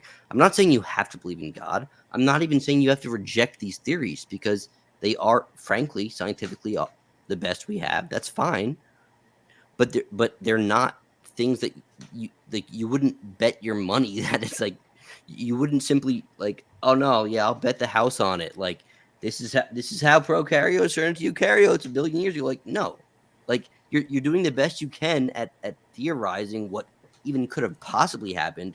You're not trying to give some kind of historical account of what did happen. Sunflower, that's outside of the realm of what we have access to. This is, I get frustrated because people think that we actually have access to things like this. We absolutely don't. Sunflower, but it's okay that we don't. Did you not listen to me? Because prokaryotes did not evolve into eukaryotes. Prokaryotes and eukaryotes evolved separately from another organism. I didn't say they evolved. I didn't say prokaryotes evolved into eukaryotes. I never said that. Yes, you did. You No, were talking about one. Well, wait a one second. changed into another. That's what you said. Now you're proposing that's not the case? It's not. Oh, well, I'd love to see this article. Yes, I linked it in the chat. It tells you how the original Vitroflante were talking as the original ones. Yeah, it's a fact. These are the fossils that are coming from. Right? It's a fact. It's not disputable. Can you stop interrupting me? Because I have been trying to explain this the whole time. I get halfway through, and then your sentence starts halfway through mine. Well, no, is it falsifiable? Let's start there. Yes, it is falsifiable. Okay, so I'll read it now. Yeah. The aspect of what you have to also realize is you started off as a single cell. What? Not a single celled organism. No, but you did start as a single cell. No, that's where DNA comes in.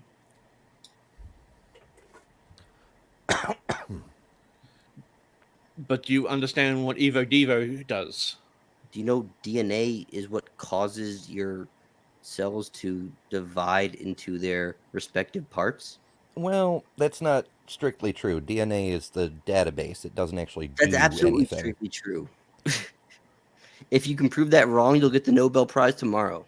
No, because nobody. DNA is the database. DNA does not do anything on its own. Proteins read it, create messenger RNA that go out to the cells to build more proteins, and the proteins do things. The DNA is it's a library. Oh, so what does do that then? What does tell them what to do then? The proteins are one of the active functions. I mean, virtually everything carried out in a cellular process is active proteins. The proteins that came from the DNA?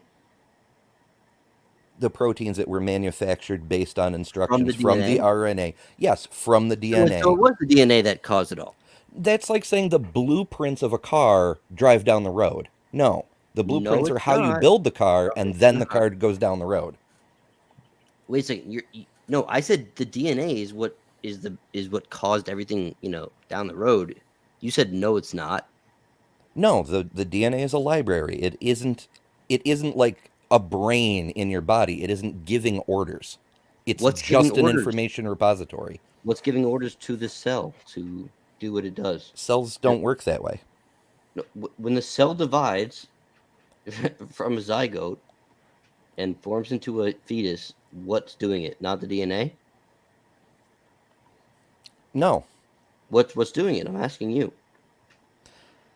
I'm not an expert on reproduction. If I want to venture a guess, I can give you one, but it's I'm not going to have a high degree of confidence on it. All right.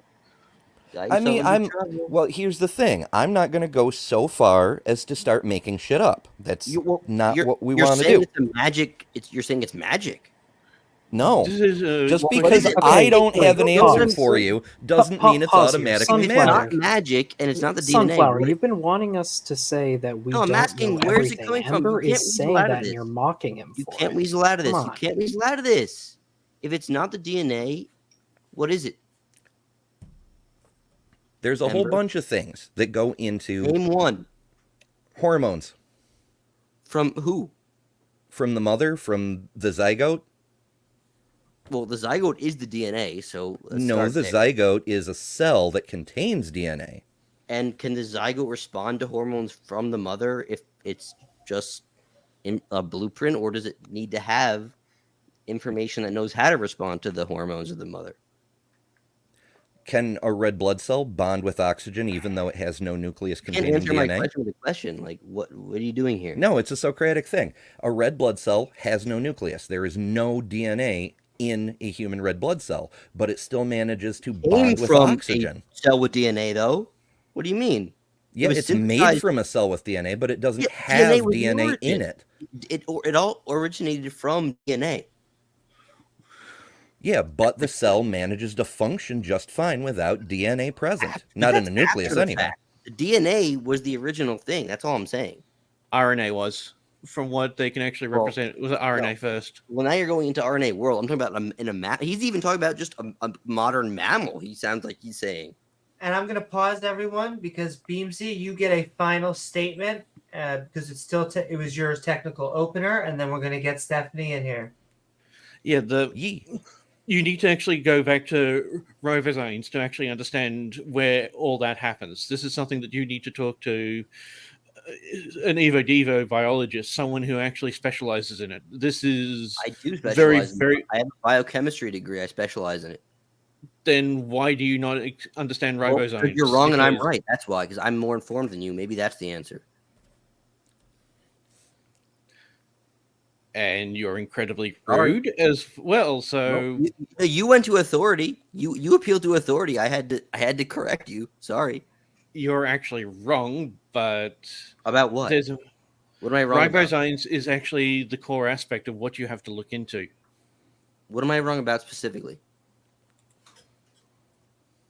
Don't just refer to a vague field. What am I wrong about specifically? That's not a vague field. Ribosomes is a particular chemical that actually allows for the productions of proteins from RNA. That's where you have to start from. What am I wrong about specifically? Just get Stephanie in. Okay.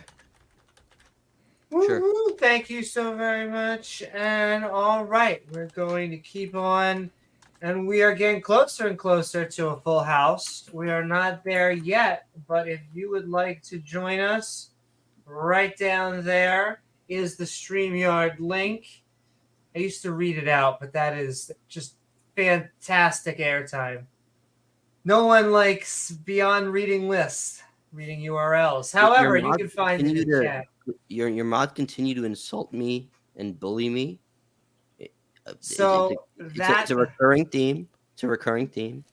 No, I do have a biochemistry degree from an accredited college. It's not a Christian college or diploma mill.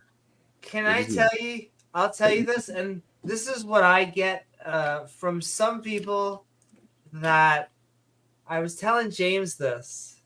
It makes it hard on us to do the back and forth mod thing because we let people on, and then we're like, hey, we're gonna unban you. We're not gonna, freedom of speech and all this. They're like, yes, we're gonna be nice. We're gonna be lovely. And then inadvertently, they always come on, and they're always like the mods. And I'm like, well, then it's harder to protect. But we're here nor there because I am. You were lovely. Amy, you and James are lovely, accepting, and you guys encourage opposition, and you handle it graciously. And even when people are nasty to you, you are, regardless, gracious. You guys are really, really like the poster children of what it means to be a good host on a panel. I respect you guys, and I appreciate being allowed to be on your channel. I have to say, I really do take issue with a lot of your mods. I think they have bullied me and been unfair to me. I really do think that. But I think you guys are good people. I both love our mods and appreciate that you appreciate us. That's how I'm going to keep on pushing positivity out there. We are going to get Stephanie, we are Midnight Ranting on Evidence for Evolution. We are having fun without the sun because we're Midnight Ranting. But what are your thoughts about the debate, the topic, or anything we've been talking about tonight? Well, even without the sun, even with the sun, one would not see the sun in my neck of the woods at the moment because there are thunderstorms and stuff. Cool. But aside from that, I don't know.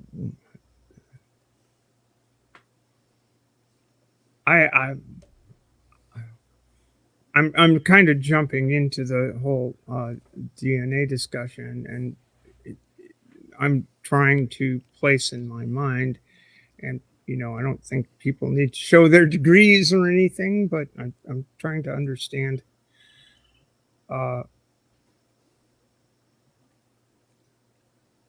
the position of it seems to me, Sunflower, that you think, or you would agree that DNA is an instruction set for the production of proteins, correct? Yes? No? Am I wrong in that?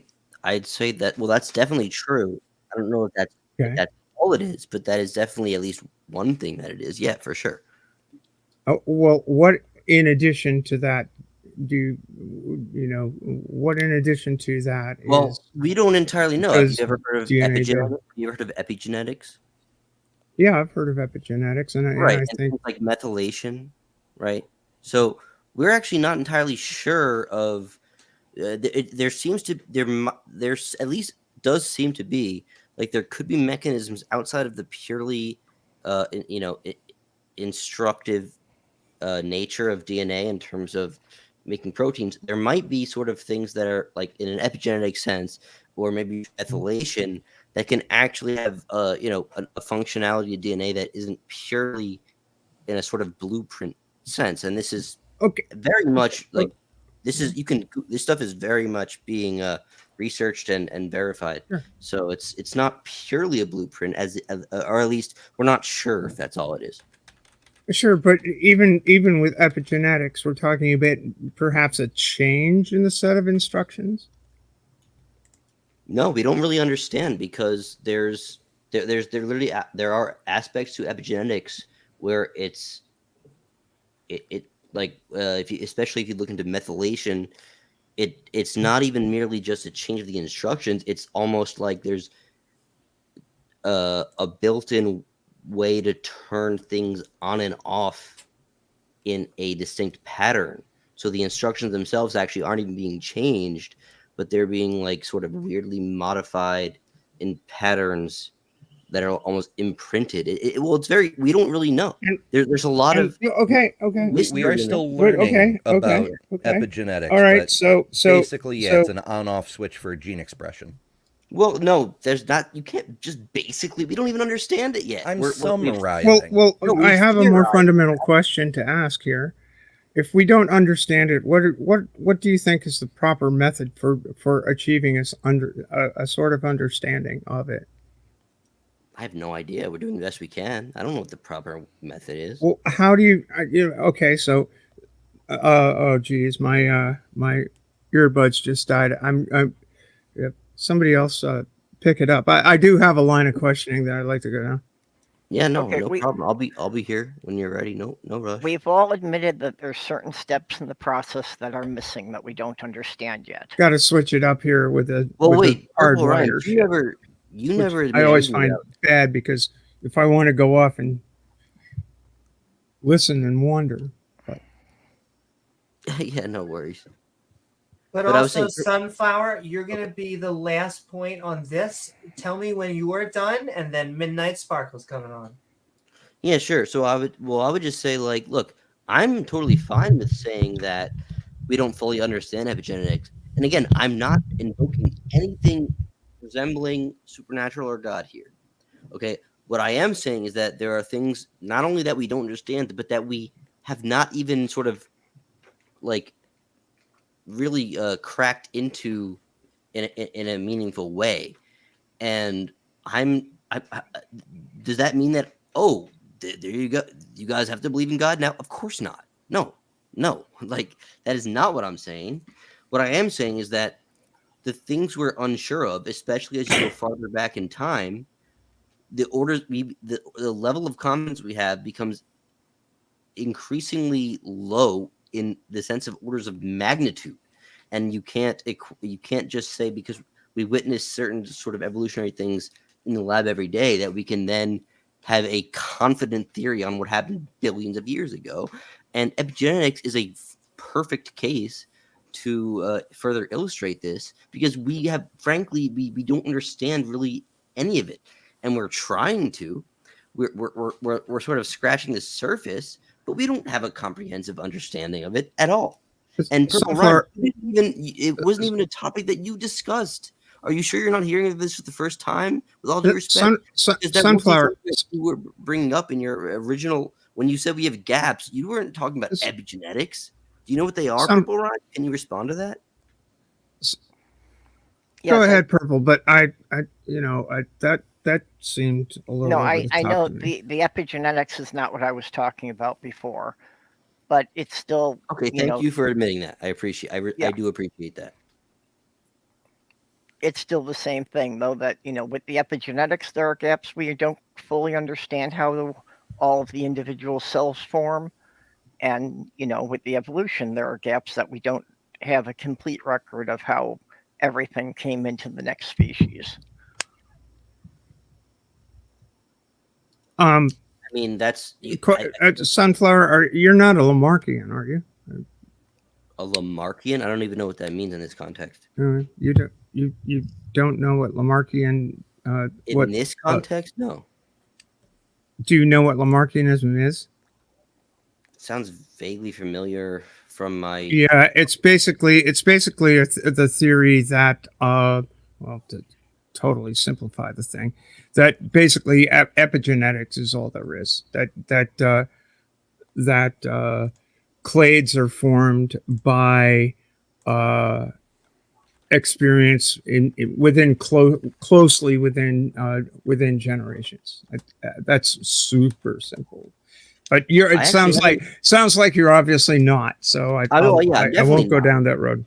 Well, I'm definitely not, but I would consider myself open-minded because, again, so would I. But it's been pretty well disproven. I mean, epigenetics is a feature of evolution. But it's not. You don't understand. Well, okay, but a mechanism for what? I guess would be the more fundamental question. It's a feature, whatever the feature is. I can feel a question in Steph's mouth, but then Sunflower, 15 seconds to answer. You just said it's a feature, the mechanism for that feature. For that feature that gets passed on, correct? Yes, no? Yeah, well, right? So the features get passed on. Yeah, what's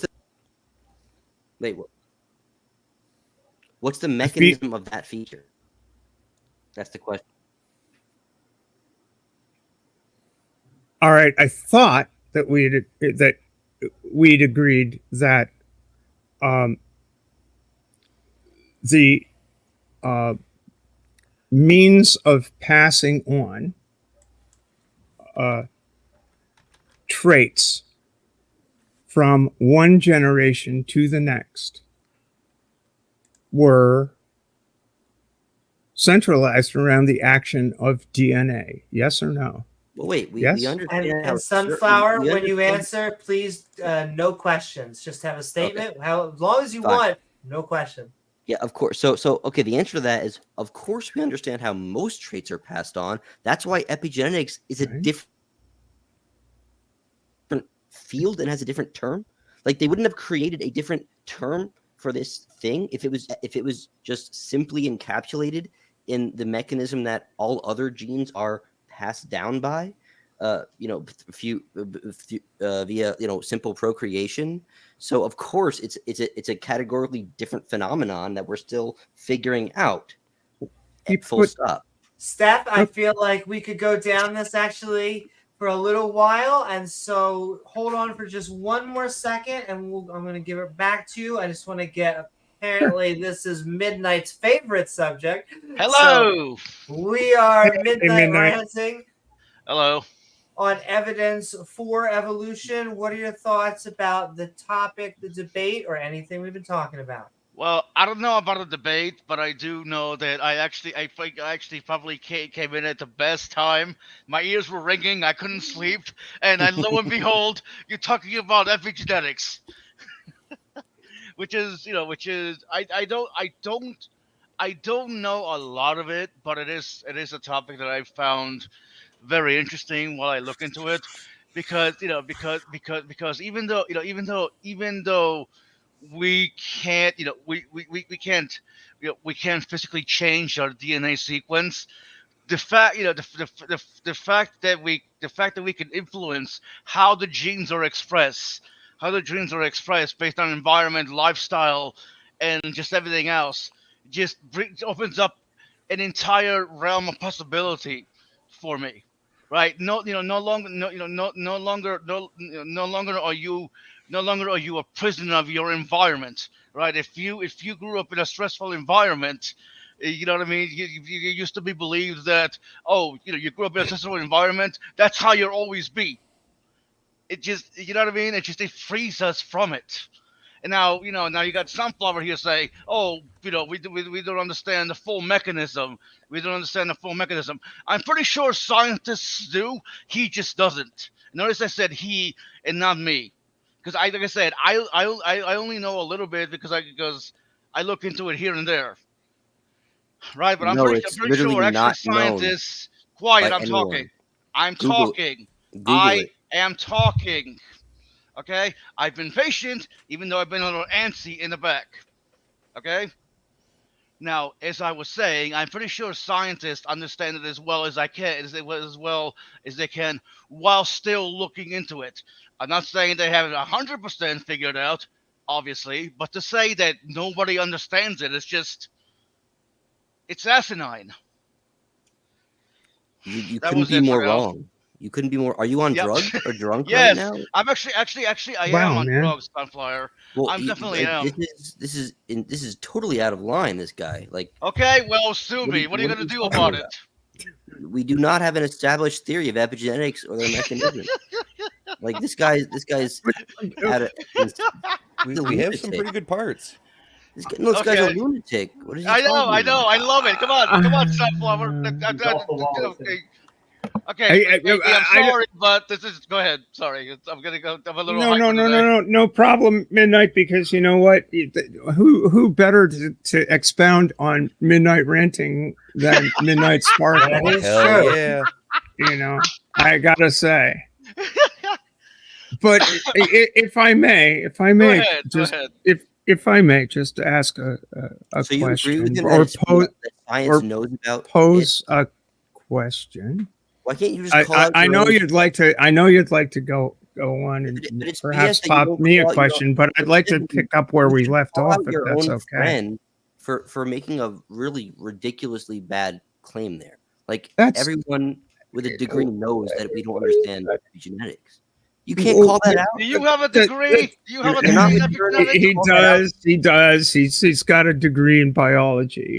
And okay, I like to see that. But why do you have to? It doesn't really mean anything to me.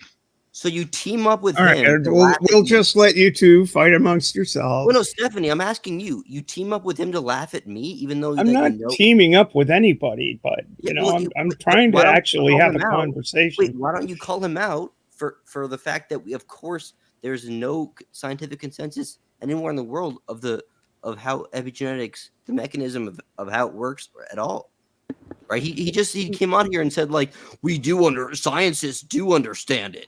We do have a scientific consensus. I wanted just to bring it back to the actual basis of the argument. We do have a scientific consensus about, at least around the idea that heritability of traits. No, the mechanism.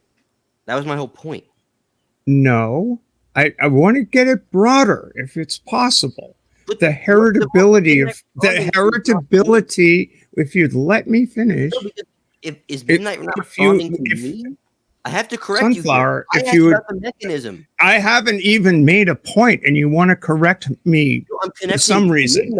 Go ahead, correct me. Correct me right now, because I think everybody in the audience will recognize that I think everyone in the audience will recognize that I have not made a point. Yes, I'm not correcting you, Stephanie. I'm correcting Midnight, who just came in here. Please go ahead. Yep, go ahead. Stephanie, can you hear me? Am I coming? Yes, through? I can. I just said go ahead. So Stephanie, do you understand that I'm connecting? I just fucking said go ahead. So Stephanie, do you understand I'm correcting Midnight and not you? Right, yes ahead. or no? Yes or no, Stephanie? Do you understand I'm correcting Midnight, not you? Yes, and I would really appreciate going on further. I would really appreciate going on further. Yeah. Every time I say something, I have to shut up, don't I, Sunflower? What? That's not true. All I'm saying is that Midnight came in and said scientists do understand this thing. I'm just pushing back and saying no, they don't. And yet it's abundantly clear. Everyone knows we don't understand the mechanism of epigenetics. I'm pushing back against that point only. Go ahead, Stephanie. That's all I wanted to do is correct that little point there. That's all I wanted to do. Don't mind me. I'm just posting papers in the chat, which actually explain in quite detailed how we understand it works and why it works. We don't. Thank you, Beamsy. Thank you. I love you. You big, beautiful, fucker. Okay. And I'm actually gonna give you a point to talk because I have another comment coming for you. Though if anyone disagrees with us, I do see people that may, like Caffey or P-Town. Everyone, feel free to tag us as well. Amy, can I please? I need to just. Oh, it better be good, baby. Beamsy just posted. How did you? Medlineplus.gov. What is epigenetics? It is literally a page just describing what it even is, the field. This is insane that this guy's posting this thinking that he's describing the mechanism of how it happens. Oh my yeah, it's a field that it is recognized. You literally posted an article that just says, what is epigenetics? Epigenetics is the Are you reacting to the title rather than the without content? changing the DNA sequence. Yeah. Probably have to read That's what you posted, dude. This is too much, man. Like I can't. Okay, how well can you can leave. post that? Like, what are you doing? I know. I've been triggered. I've been triggered. I'm sorry. I gotta leave now. The fact that he posted the Medline Plus. I'm really sorry you are, because I'd like to follow. I'd love to follow up with you. And there's another comment from Pat. Unless Amy, you've been gracious. Sure? James, you've been gracious. Most of you have been gracious. I'm out of here. The MedlinePlus.gov thing is insane. No, so sorry. Goodbye. Have a good night, everyone. It was lovely talk. I was joking, you goddamn Jesus. It's hilarious to me when people read the title, ignore the content, and then blow their lid. But, okay, did I say anything wrong? No. Well, yeah, I would quibble with some of the stuff that you said, but that's okay. Well, it would be a quibble. I mean, if the rest of the panel wouldn't mind, the point I was going to try to make was that was in the broader context here. What we're talking about is the heritability of traits. So whether it is the genetics that you are born with, or that epigenetics, which are the circumstances that alter heritable traits, which get encoded into into the cells that are the zygotes that you will pass on to unite with another zygote to create I'm senior moment, an embryo. I have those order 5, and I'm 39. I was about to say the same thing. It doesn't get any better, Midnight. I know. That what we're talking about here, and the keystone of evolutionary theory is the heritability of traits. And if you, whether it's genetics or epigenetics, eventually it comes down to how are the proteins encoded for the next generation, right? Right. Is there? But I would someone... say. Sorry, I thought you were And done. then no, Midnight. Sounds like you were about to say something, so I don't want you to forget your thought. But then Pat also wants to just discuss the comment out in the open. But Midnight, what were you about to say? Oh well, from what I've understand, and I'm an idiot when it comes to certain things, so take my word with a grain of salt. Is that the environment, epigenetics, and DNA work together, right? It's an interaction of all three systems. You have stimuli from the environment, which epigenetic factors pick up. Those epigenetic factors then affect how the DNA and genes will be structured and expressed. That's basically what I've grown to understand about epigenetics. And Maybe I'm before wrong. anyone says anything else, Pat wants to just point out, Jesus. Which is what I said. This is crazy. I haven't done microbiology for 30 years. The regulators for cell division transition are CDKs, silins, and the APC/C, responding to internal and external stimuli. My man Pat. Maybe he'll jump back on just to answer. Either way, lovely seeing you out there, Pat. And But come on, Sunflower. You may have a degree in biology, but what type of biology? That's what I'm wondering. I thought he said biochemistry, but yeah, he did say biochemistry. Okay. Well, that's a completely different field. Yeah, not even epigenetics. What the fuck? That's fine. I don't want to. Like, I'm a sailmaker. I don't know shit except for what I've read and read. Yeah. I've read considerably. I mean, I have no degrees, but I like to read. The thing is, why did he get triggered over the definitions I put in there so people could have a better understanding of epigenetics, but not the papers that I was linking after I said I am going to be linking papers in the chat? I don't want to shit on the guy after he's left. I just think he was off topic completely, and I was trying to get back on topic, talking about, well, we're talking about evolution. Evolution, the foundations of evolutionary theory are the heritability of at least one element is the heritability of traits. And there's a mechanism for that. And I think that he agrees with the mechanism for that. And I was trying to get to that. Piece of discussion, but we never got there. Well, it seemed we were arguing about the mechanisms on a subcellular level. Yeah, we kind of got red herring down a rabbit hole. Yeah, admitting that I would say none you of did. us really had a clear understanding about that didn't seem to get through. Even if we admitted there were steps in there we didn't understand, he seemed to keep going on about that.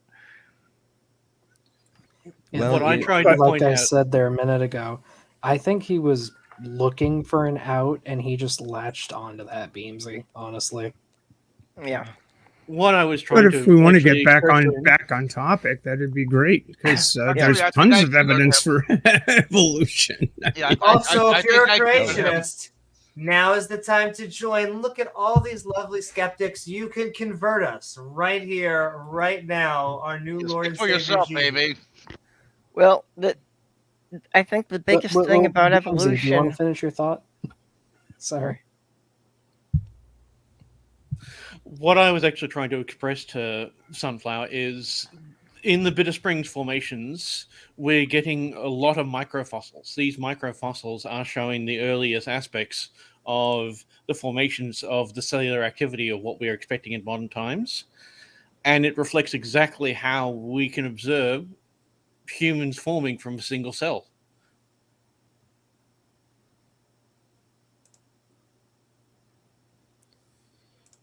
I just sort of gave up after he kept over talking me.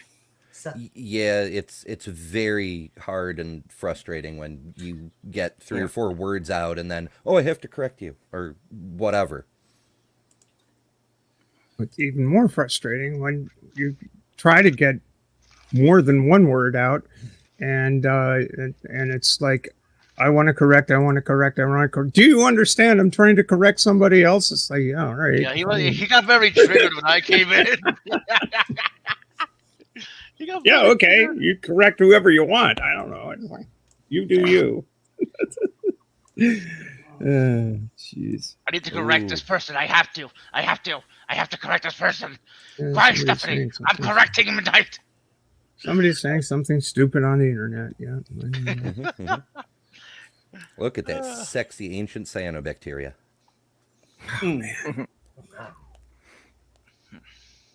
Yeah, that stuff from the Bitter Springs formation, it's amazing that they've got those in such a good condition. Hey, Sunflower, if you're still out there, doors open. Oh man, the cyanobacteria gets shown, but my Brinosuchus doesn't. Sad. But it's true. We're looking for people who disagree with us. We're looking for people who want to have a conversation, maybe even the D word. Little debate. The problem is, this isn't something that should be talked about on just a YouTube level, because we paleobiologists are the ones that should be talking about it, because this stuff is very, very complex. I don't fully understand it. I can understand the fossilization of it, and Doc would probably have a better idea of it than I would. But none of it. Look, man, once you get smaller than like an organ, I don't know too much. This channel is up there. We're trying abiogenesis, what happens before plank time, and what can you shove up your... These are the types of things that we are trying to figure out on this channel. Well, I think the biggest thing with evolution is that people latch on to that phrase of survival of the fittest. And evolution doesn't actually do survival of the fittest. Evolution works by survival of the marginally acceptable. If you have a mutation that is not deadly, you get a chance to go on to the next round in the next generation. Yeah. I mean, when people say survival, it's basically survival of the reproductively fit. So it's just not the fittest for any particular thing. It's it's success in reproduction. Your DNA can have all sorts of mutations that don't cause anything that's debilitating, so you still get a chance to have kids. I mean, some might say it's survival of the sexiest. I've heard that. Yeah, and the less reproductively successful still have an interest. And this is the Dawkins take, is in the selfish gene, that if a member of a clade or a member of a family of people are not reproductively successful, their kin's genes become a focus of making sure, like, take bees, for example. It's like only a relative few members of the hive are going to be passing on genes to the next generation. But all of those organisms work to be sure that their sisters' genes, their very few brothers' genes, are passed along to the next generation, one way or another. Well, even in mammals, I've heard that discussed as the uncle gene. As being an explanation of, why didn't gays go extinct if they can't reproduce? And the idea is that taking care of your nieces and nephews still passes on your genetics, even if you don't have kids of your own. I'm not sure that's. I mean, they're not exactly your genetics, but it's your parents' genetics, which are still pretty close to yours. That's the argument Dawkins makes, and I think it's true, and I think it's true in various species, including our own. I mean, I think that's a potent argument for how come, and it also ties into what you just said. It also ties into what you said, Purple. It's not survival of the fittest per se,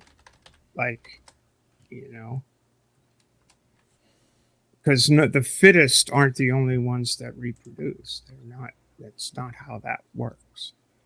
Except in terms of reproductive success, which is again Dawkins' argument in the selfish gene. But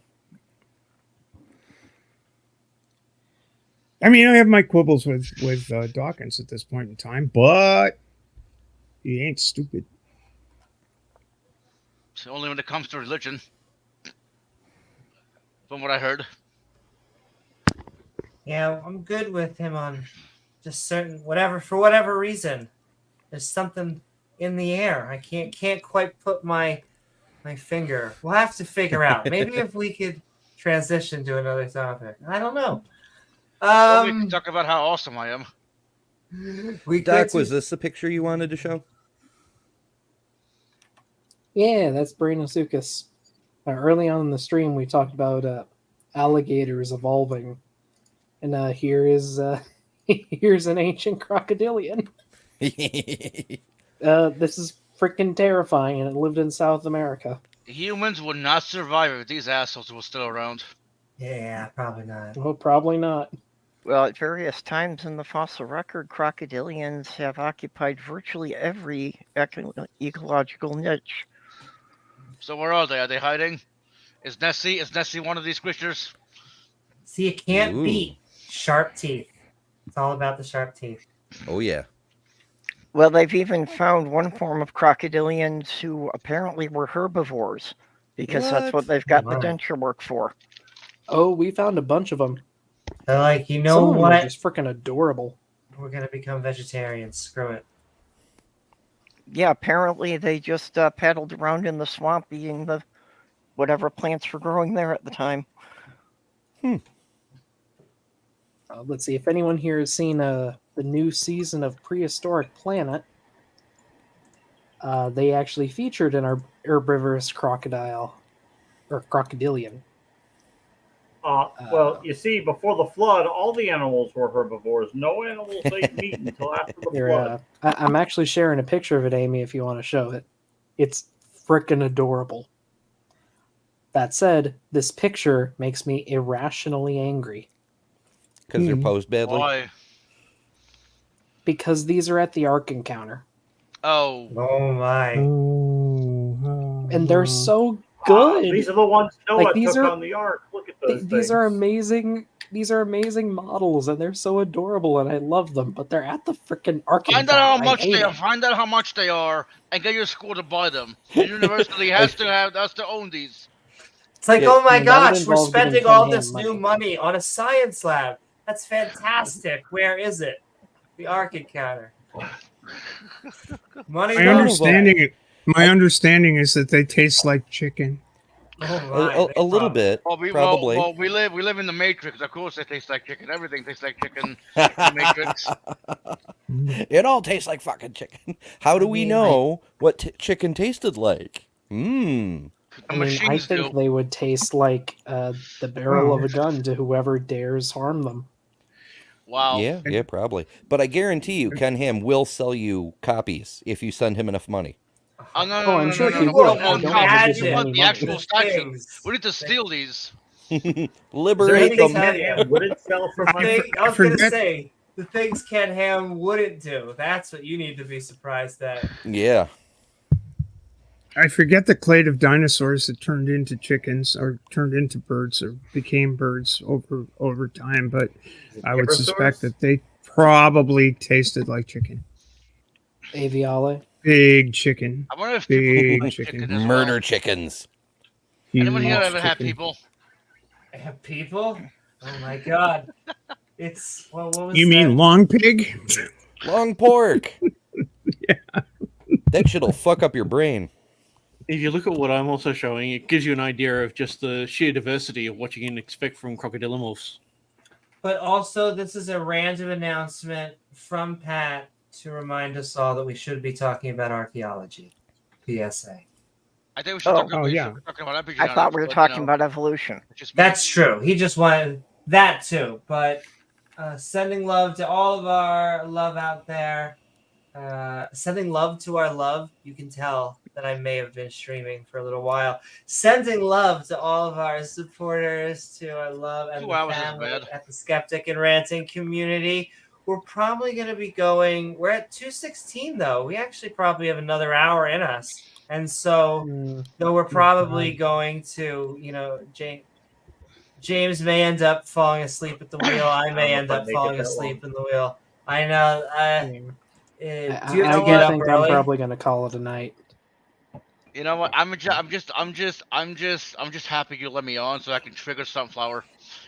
It's been a highlight of my. I honestly, this is how it happens every time. Cherish So the I'm moment. sending love to Sunflower, but James, isn't this generally how it happens? Is that sometimes he's often very spicy in chat, and he's like boom, boom, boom, and then he joins, and then he's like, "Listen, I'm sorry that I was an asshole. It happens." And then James and I are like, "Yeah, it happens." And then that lasts for a good half hour, 45 minutes. But then they're, a few days, maybe.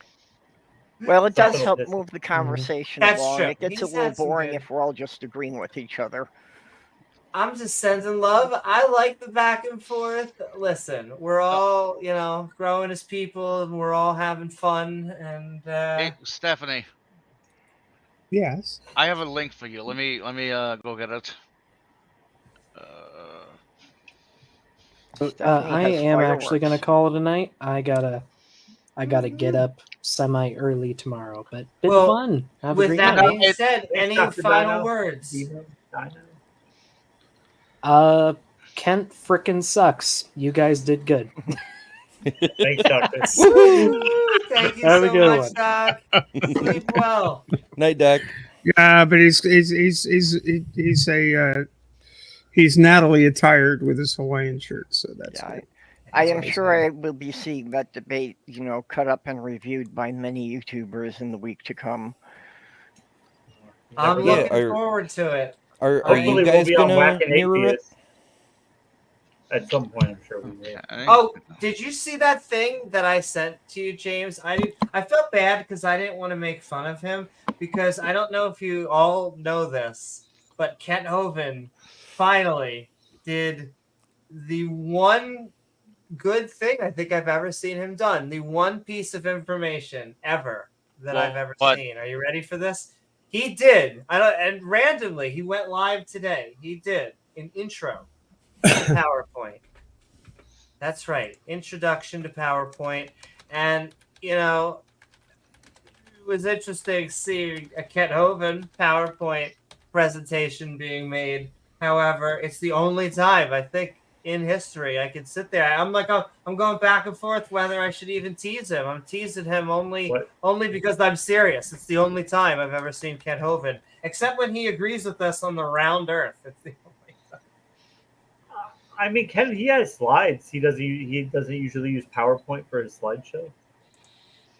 Well, I mean, some of his slides actually still annoy the frick out of me because of how they're orchestrated, just because of how much space you try and fill up. Not 1970s but like, and 80s science. Yes, exactly. But give a slide air. Give it a little room, like a glass of wine. You don't need to fill the entire cup. Now we're getting off way in the weeds. But yes, he did National- a video very randomly on Look at the PowerPoint. slide. You hear him say national Okay, pornographic because that's what he calls this national. is- Yep. National. I had Look at National what National Geographic Pornographic articles. said in 1971. Hey, Steph, look in the private chat. But I had National Geographic Yeah, articles ready for him. I'm there. Man, I need to look. Wow, find are that you interesting? really? Yo, Midnight, listen. I understand whatever you're into, but I feel like that amount of whatever they're doing to that girl, okay? I feel like, ooh. What do you? You You warned me for a second. I was just giving Stephanie a link to something interesting, and you're like, Oh, Ooh, that I'm is interesting. reading it. You know, it's It's like what? My browser history? I cleared it yesterday. This is ridiculous. Jesus. Don't we all? It's okay. Yeah. And thank you so very much, Doctor, saying we should do more debates. Oh, thank you so very much. You like I keep on saying, it's always fun to have Gutsick come on and actually give her expertise into the universe, and actually talk about simians and primates. But it was a lot of fun. It's funny watching Donnie squirm. Yeah. This is I mean, pretty it was well funny. presented. what was that? It's pretty. This is pretty well presented. Yeah, it's not anything I haven't heard before, but yeah, absolutely. But I'm gonna do like a compromise between James passing out. It's at 2:22. We'll go to the 3 mark. So that's actually like 40 minutes. But Are you sure? Are you sure you're gonna be able to stay up? am I? Oh, I'm staying up way later than this because I have to grade papers. Wait, are you a teacher? Don't Or you were have an AI for I that? am, which You didn't is know such that? a weird statement to say. Oh, I mean, I understand if they don't because it's been. I mean, I don't know. I will I didn't say. think you were. But I've went through like I forget what that 5 stages of where I was like 5 stages of grief. Yeah, where I was like, I don't know if I should call myself a teacher. And then I am now so into the weeds that it's like I make this easy. Why are What do you you doing teach? this to me? I what do you- want you to pass. Come on, make What do you this easy. teach? I teach very specifically web design and development to undergraduate students, and I am actually teaching, this is the other thing that was crazy to me. I am teaching graduate students the visualization of data. That's why I think I was so into the whole chart thing with Kent today. How much for because your class? now that's a good question. I have no idea. I don't want to. I'll say the university because I have to give my views are not representative of the views of my university, and they are the views of my own. But I'll tell you, Good deal with the the disclosure one of there, it, if Amy. you would like to. Smooth move. Sending so much love afterwards, and it'd be interesting to find out myself. Because oh my gosh, tuition. That's an interesting subject I know is coming. So I should try not to think about it as the debt is starting to heap on. But I love these classes. I have fallen in love with it because I've been making a lot of folders within folders jokes, which is truly what web development is. Plus a bunch Folders of other within stuff. folders within folders Oh within my folders God, within exactly. folders. Okay, That is web Folderception. design. it's an infinite regress. God, it's an infinite regress. Yeah, that's how God did it too. you know? Yes. That's what I imagine. No, No, that's how you know. revealing the Because ultimate if it was reality. designed, you would see it say at the bottom somewhere. It would be universe version A03, and you'd be like, okay, fine. It's designed. See, here's the thing. I believe that multiple universes exist, and they could be like Russian dolls nesting inside of each other. Could be. Well, no, you know why so much stuff is messed up? God never It's made a people universe before. We're living in the beta test version.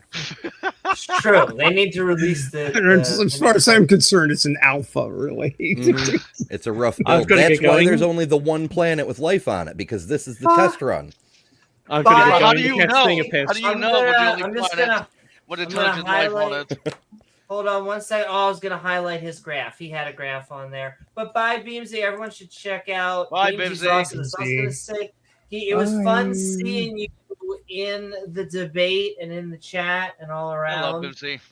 I love Beamsy too because Yeah, Beamsy cool. it's just interesting when they try and attack. Beamsy best. That's the other. This is the other thing that I didn't say it in front of Gutsick, but it baffles me, the audacity the creationists have to just speak to people with credentials as if they are. I don't know what I hate Equal? to say credentialed or equal. Doesn't that? It sounds so It like sounds elitist. it sounds elitist and stuck up. But do you know what I mean? It is so Yes. amazing to watch them talk to people that they should be listening to as if they are lecturing them. It's just And Erica Yes, damn it, kind of Beamsy. gets the double whammy because most of them are just very dismissive toward women. well, that too. Unless you're Yeah, Jill, then you think that the women have misogyny. cooties. But yeah, Actually, it's if you're like that- Jill, you just simply don't talk to women. No. I have to correct. I have to defend Jill here. He's gotten better at talking to women. Okay, Well. he's gotten better. Good. I'm glad that he is working through it. We got to get through these. He's probably figured out how to actually Trying to score. figure. Mommy issues, daddy issues. I don't want to kink shame anybody. We love everything. Anybody, let's get Pat in here. And unless the creationist comes in, we're winding down to our last panelist. So come one, come all, people who think the world is 6,000 years old. I can pretend to be stupid. Hey, I gotta ask: is Sunflower? I'm sorry to interrupt, but is Sunflower YEC? Is he Younger Sunflower is Special. He's more complicated. He's somewhere between a literalist and a He's in the middle. metaphoricalist. Yeah. He is Okay. basically a metaphoricalist who is very sympathetic. He generally takes the He's like side open to it, of maybe. the theist, but I imagine that he is not actually a fundamentalist in real life. That's the type. That No, he I'm just comes talking from. Young Earth. It's just like Oh. which That's kind of what I would- mean. It's hard to Yeah, tell. He seems it's like sympathetic to why them. is he on the tip of denying evolution? That just seems weird. Well, Well, he's on the stuck in a rock. biogenetics, he, Didn't seem like he actually was denying evolution, but I'm late to the party. No, it's Um, okay. That is the way that he is. Is that he is? I don't think that he's a young Earth creationist or that he's anti-evolution. Nonetheless, if he had to put on a cheerleading outfit and root for a side, that generally tends to be the side. If that makes sense. Isn't it funny how putting on the suit and rooting for a side takes the place of actually rationally considering the truth? But let's bring on someone who does rationally consider the truth. Pat, we are Midnight Ranting on evidence for evolution. We're Hey, Pat. having fun. What are your thoughts about the debate, the topic, or anything that we've been talking about tonight? I didn't actually catch the debate because I had to watch a lecture. I'm actually, I want to just put this out there kind of as an aside. I'm somewhat serious, but Dino, don't tell me to pull out my laptop charger and all my stuff to come on right as you bounce out. Cause like now I'm like, hey, we need, we need the paleontologists in here. Cause that's not what I do. And I'd stay away from it. But, I will just say that this is where I get kind of somewhat a little annoyed is there is bodies of knowledge. Like someone said, well, if you have I think it might've been Titan, like you have a biochemistry degree, you should know certain things. That's true. like I was back when I was in school at the lowly California State University, Long Beach, in their microbiology program. We joked about how if we went to another school like UCLA or, for example, Stanford, and would have got, I wonder if there's anything they're not teaching us. Like at Cal State Long Beach, in microbiology that if we were at Stanford in microbiology as undergrads, they would teach us. The ultimate truth is no. There's certain core sets of knowledge that you should know. And I know because I took upper division biochemistry classes with the biochemists that the mechanism for cell regulation and differentiation is a core knowledge concept. If you get a biochemistry degree and you don't know this, then I doubt you would pass Vore Dyer as a biochemist. I'm not kidding. I have not been in a scientific setting in chemistry since 1993. And I still remembered that. I still remembered that shit from memory that I popped into the chat. Like, again, that's over 40 years ago. Like, well, is it 40? Actually, that's 30. That's 30. See, I can't even add because I'm so old. But so this is the issue. It's been so long. Pat, you're 21 and I'm 18. I stand by it. Right. But this is the thing. Like, if I remember it, because it was such a important concept, process of regulation, internal, external factors, right? The fact that, various growth factors not only promote cell growth, but differentiation and replication. These are all things that were core in, the late 80s, early 90s. It's not a magic wand. Scientists know this. And we know it to the point that in upper division undergraduate classes, you start doing experimentation in biochem lab where you are tinkering with these processes in order to get defects in them so you can understand how they work and they can be demonstrably shown in a lab setting. Again, 30 years ago. This is again, the stuff I learned is largely outdated, but we still, the process of, DNA insertion with plasmids into bacteria and all this stuff. This was stuff we were doing then that now, I think my daughter did it in high school, right? I wouldn't call it outdated. It more stood the test of time. Right? It did. Because... Well, Midnight, it was more cutting edge 30 years ago, right? It was newer science. Now it's old hat. It's old hat, right? Yeah, but the way you said it, it was just no, it stood the test of time through experimentation. You're right. It was cutting edge 30 years ago, but because of that, it stood. Never mind. Go ahead. It was just a. Oh, but you're absolutely right. But the various methods of insertion have varied over time. I just we were really happy that our school had a scanning EM, right? We actually had an electron microscope. Wow, a state university, not a that actually had its own scanning electron microscope that it got in the 80s, so we could look at stuff in the 90s. I want to see Sunflower's degree and see where he actually got the. Because I'm sorry, I just cannot believe that Sunflower as a degree or something in biochemistry. I just can't.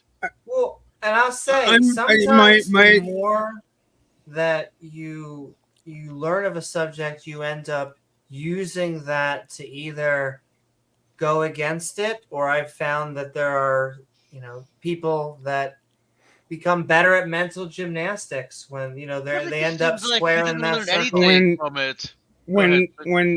When I was asking, I guess I misunderstood. Biochemistry was apparently his degree, but when I raised the topic of Lamarckianism, I would have thought that anyone who had studied biology would know what it is. It's a rather famous doctrine that has been widely debunked, and it's definitely something that anyone with a biology degree would understand, or what it was at least.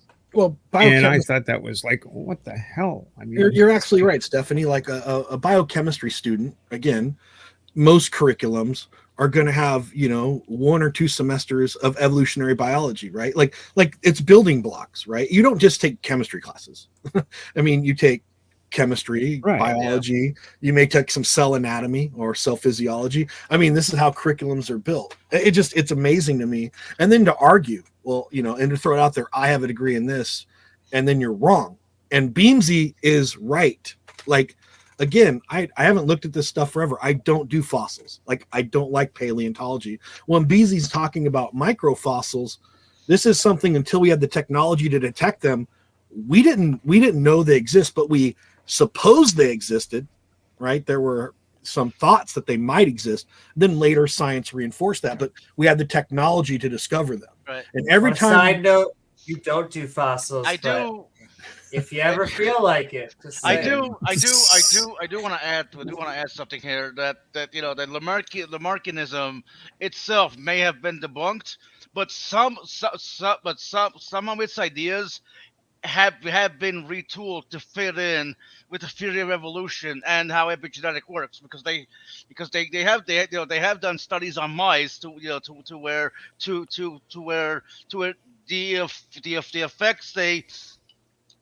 the effects the effects one generation of mice has on on their how their genes expressed will actually be passed down through the generations.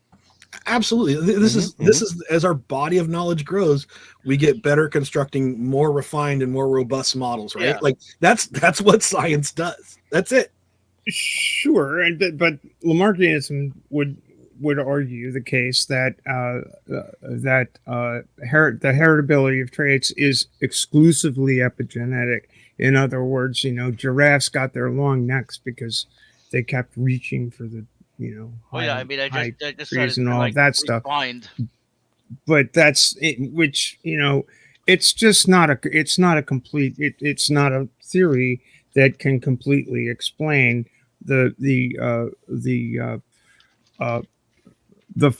fossil record and all of that stuff. It's just it's an incomplete misunderstanding.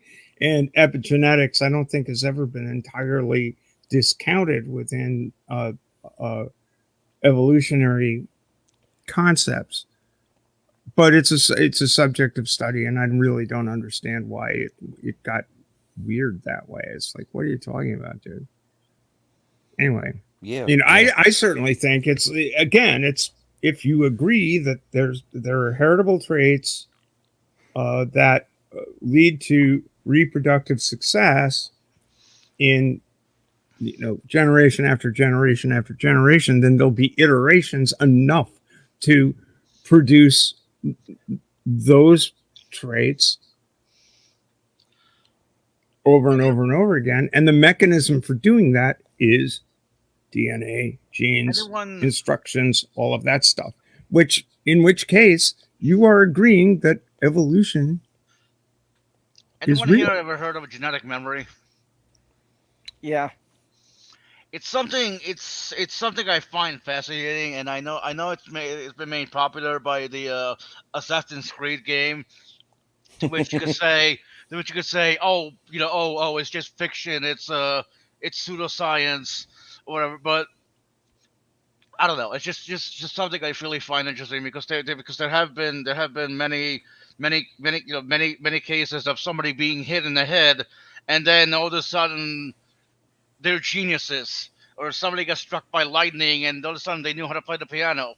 Like, where in the hell does that information come from if it's not somehow in the DNA itself?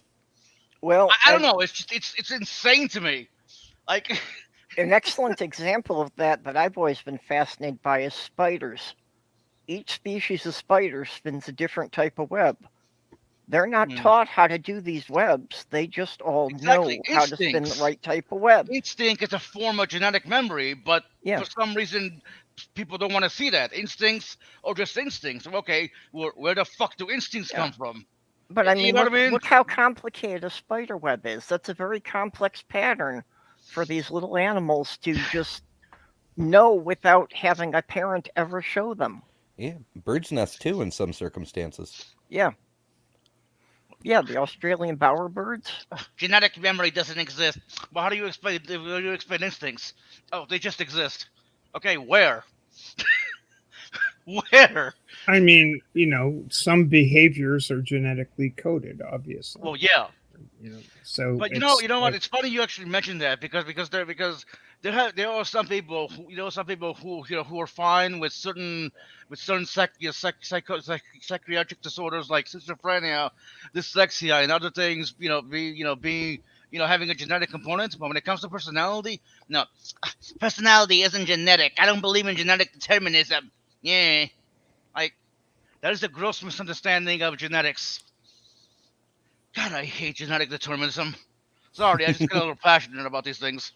Yeah, well, no, it's no, fair. it gets into the argument a lot of times about, are people born gay or trans? Well, I mean, I've actually posted an article in the private chat that actually talks about that, in the sense that it is interesting how sorry, sometimes I can't get the words out. Yeah, I opened that in another tab, but I'll have to wait till we're done before I can read it.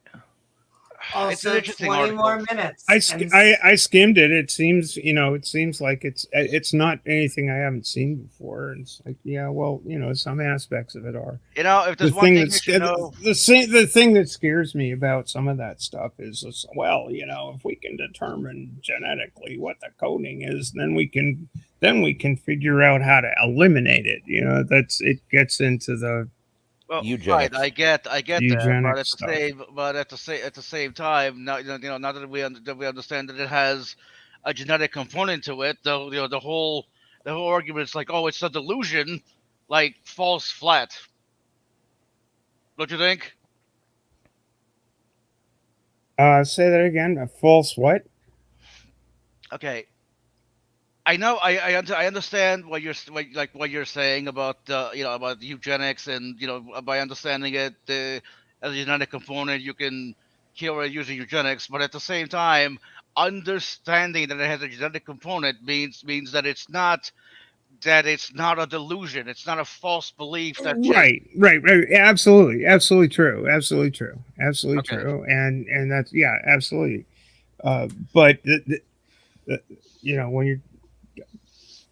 when you're talking about these issues socially, it's the perception in real life is that a certain class of people living their own lives as human beings ought to not exist.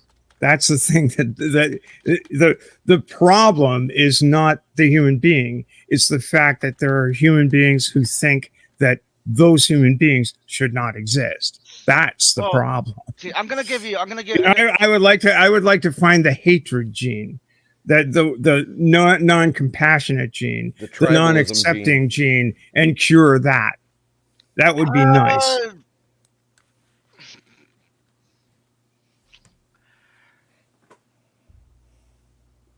What I will say is that this is your last chance to join, because between 15 and 20 minutes, we are about to head out to outros.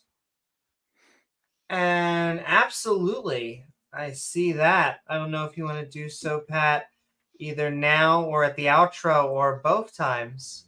Well, I mean, I would like to. Go ahead, Midnight. It's that link that you see up there that I put in the chat when you're okay. Okay, no, I want to say about me. I have albinism, right? Now, now they are, they let me start over. I have albinism, right? They are using CRISPR on rats to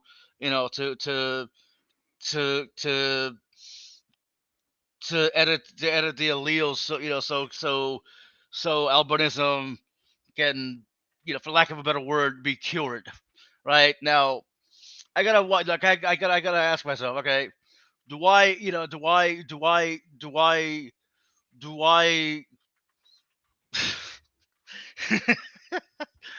it's pretty fun, but do I I heard the mania in that laugh. I'll just tell you, send so much love.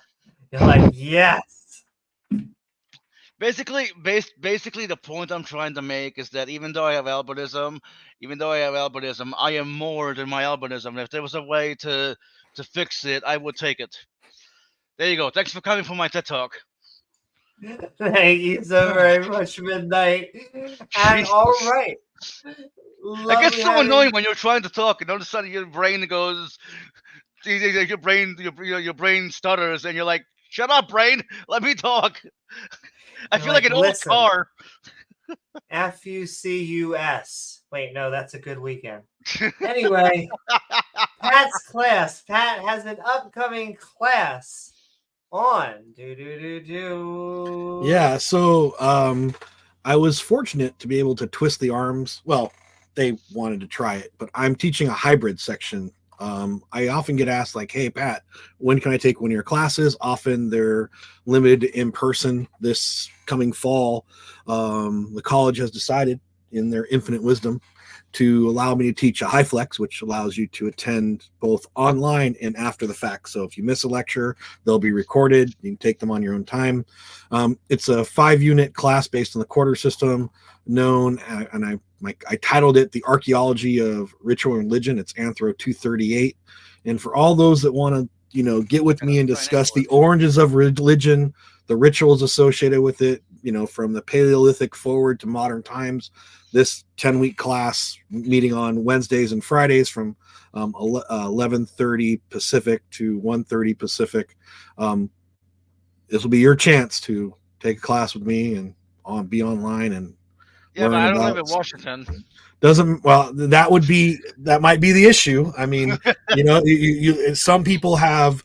So like one of the people that reached out to me, and the reason I'm kind of bringing it up on each channel, there's like, hey, I live in Texas, but I'm a veteran, well, yeah, you could register for the class for credit. Some of you take classes at other universities and colleges. This might be able to use this as a transferable credit or something in your program. This class I'm really excited to be teaching it. It's the first time I'm offering it. But based on the research I did this summer, I think I'll try to include as much of that as possible. So it'll be a good time. So looking forward to it. So join me. Go check out Pat's class in chat and on the screen. And with that, very fascinating. Sounds great. And there's a lot of great ways to transfer credits. And so I'm just a big supporter of that as well. Are you two being naughty? See, these two go after each other. Like she will body tackle the older cat. She's like, come on, play. Come on, don't you want to play? It's even submissive body language. But he sometimes wants to play, as you can see. But I know, baby boy. But gracious, we have less than 15 minutes now. If you want to bring it. So, Amy, I do think it's very cute that you're mistaking play, which it is, for actually reinforcing predatory instinctive behavior. Like play is a complex thing for animals, right? So, they're so cute when they play. No. You would think that. But you know what? And he wants to go out right now because he had food and all that. But there's sometimes where he'll do the exact same thing. He'll get behind on this, and he reaches for her too. You would think it would be like, oh, she's picking on him. But sometimes he wants it just as much as she does. And giggity. Yeah, I've heard that before. I do think Amy is on the borderline of becoming prey herself if she doesn't feed them and keep them happy. And now they're all together. I do have a whole rat pack. Nice. I do have a quick question about cats. I see often in movies that when the owner dies, the cats will eat the owner. Oh my God. Well, yeah, if they're left for several days without any other food, they're going to do what they need to survive. Well, fair, I guess. Yeah, dogs will do the same thing. Like I kind of think that's fair. You're dead. Who cares? Well, yeah. To be fair, from the cat's point of view, their pet just died, and who's going to feed them? That's true. Precisely, Pat. Exactly. Come on. Look, the reason the cats don't take over and wipe us all out is they realize then they'd have to scoop their own litter box. See, the door's open now. Do any of them want to leave? No, not a single one. Someday the apes are going to take over. Yeah, there you go. The apes. Caesar will rise up. God, I love those movies. So, Amber, what have you been up to You're like all over the internet now. You've like blown up huge. Well, still working on the blowing up part, but yeah, I try to cause trouble wherever I can. Over here, we do the blowing. Once again, ladies and gentlemen, academic standard right here. Ladies and gentlemen, join our trivia. That's why we all come to see you, Amy. Yep. Well, Ember, thanks for the shout out last week. Sure. Like I tell everybody, we all do what we can. It was a thing I could do. And honestly, I was a little annoyed. There were so many great channels that I had never heard about. And I'm like, I wish somebody told me. So I made a point of telling everybody ones that I knew about. It still happens to me that I discover new atheist channels, and it's like everyone else has been watching them for 2 or 3 years, and nobody told me about this. Yeah, like Pocket Locker 86, for example. He's on my list for the next sequel. Jay? Yeah, I had no idea about Jay. I'd even been invited to the gather. I'd been in his gather, and I didn't know about him. Yeah, I've been on streams with him before. Yeah. I'm in Twitter groups with Jay, and I never knew he had a YouTube channel. Yeah, it's crazy. Yeah, until I saw it on Ember's thing, I didn't know he had a YouTube channel. I gotta tell you guys, if you want a taste of I just adore Uncle Bobby. He's just guy's great. Yeah, he's not everybody's cup of tea. He's quite direct, but he's great. He's just great. Yeah. I always get a kick out of whatever he has to say. Yeah, the directness to me is what makes him fun. I invited him over for a chat too. Peter decided to put us in touch via Twitter, and he checks his Twitter like once a week, so it's taking a long time to set up a date, but eventually maybe. What's that? Peter the Tucker? Yep. Man, I haven't seen him in forever. Yeah, he's around too. He's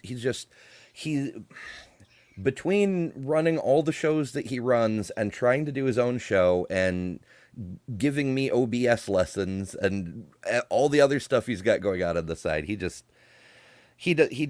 to do too much, which I can very much relate to. Yep.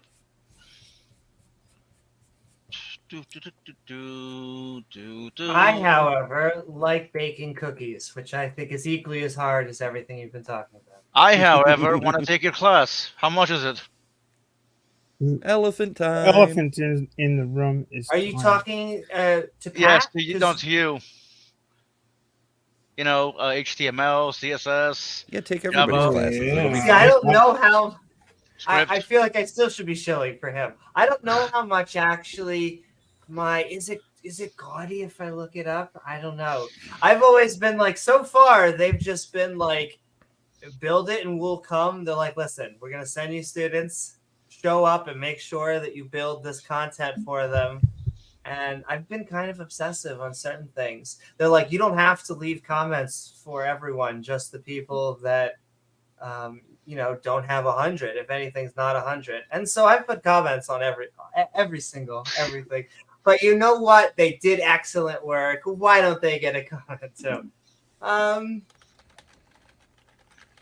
Yeah, I'm just rambling at this point. Hey, you know what? Ranting. You know what, Amy? As long as you don't teach your students how to use tables, you're a good teacher.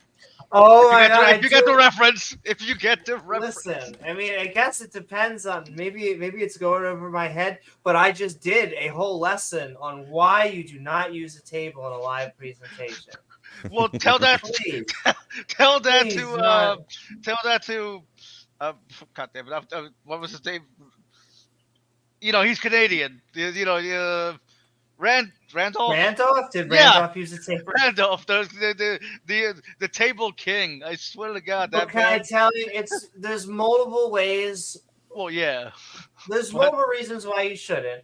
It's the glaring one is that people sit there and they try and read it. And so you're going to sit there and lose half your audience. An alternative to charts is not charts. Heat maps. Use a heat map. the way Randolph did it from what I've seen is that in the background he uses tables, but it's formatted as like a regular site, right? You don't see the tables. The tables are behind the scenes. I agree with you. I'm getting something. Hold on one second. You're getting here clickety clack. I talk too much. No. This is for you're actually talking about stuff that I get excited when it's actually my field. Table HTML. How about the okay. No, these all look good. Table Excel. People put work and time. So, like, I just want to know: is this going to hurt my brain, Amy? Seriously? Yes. Like, when I look at this, okay. Probably.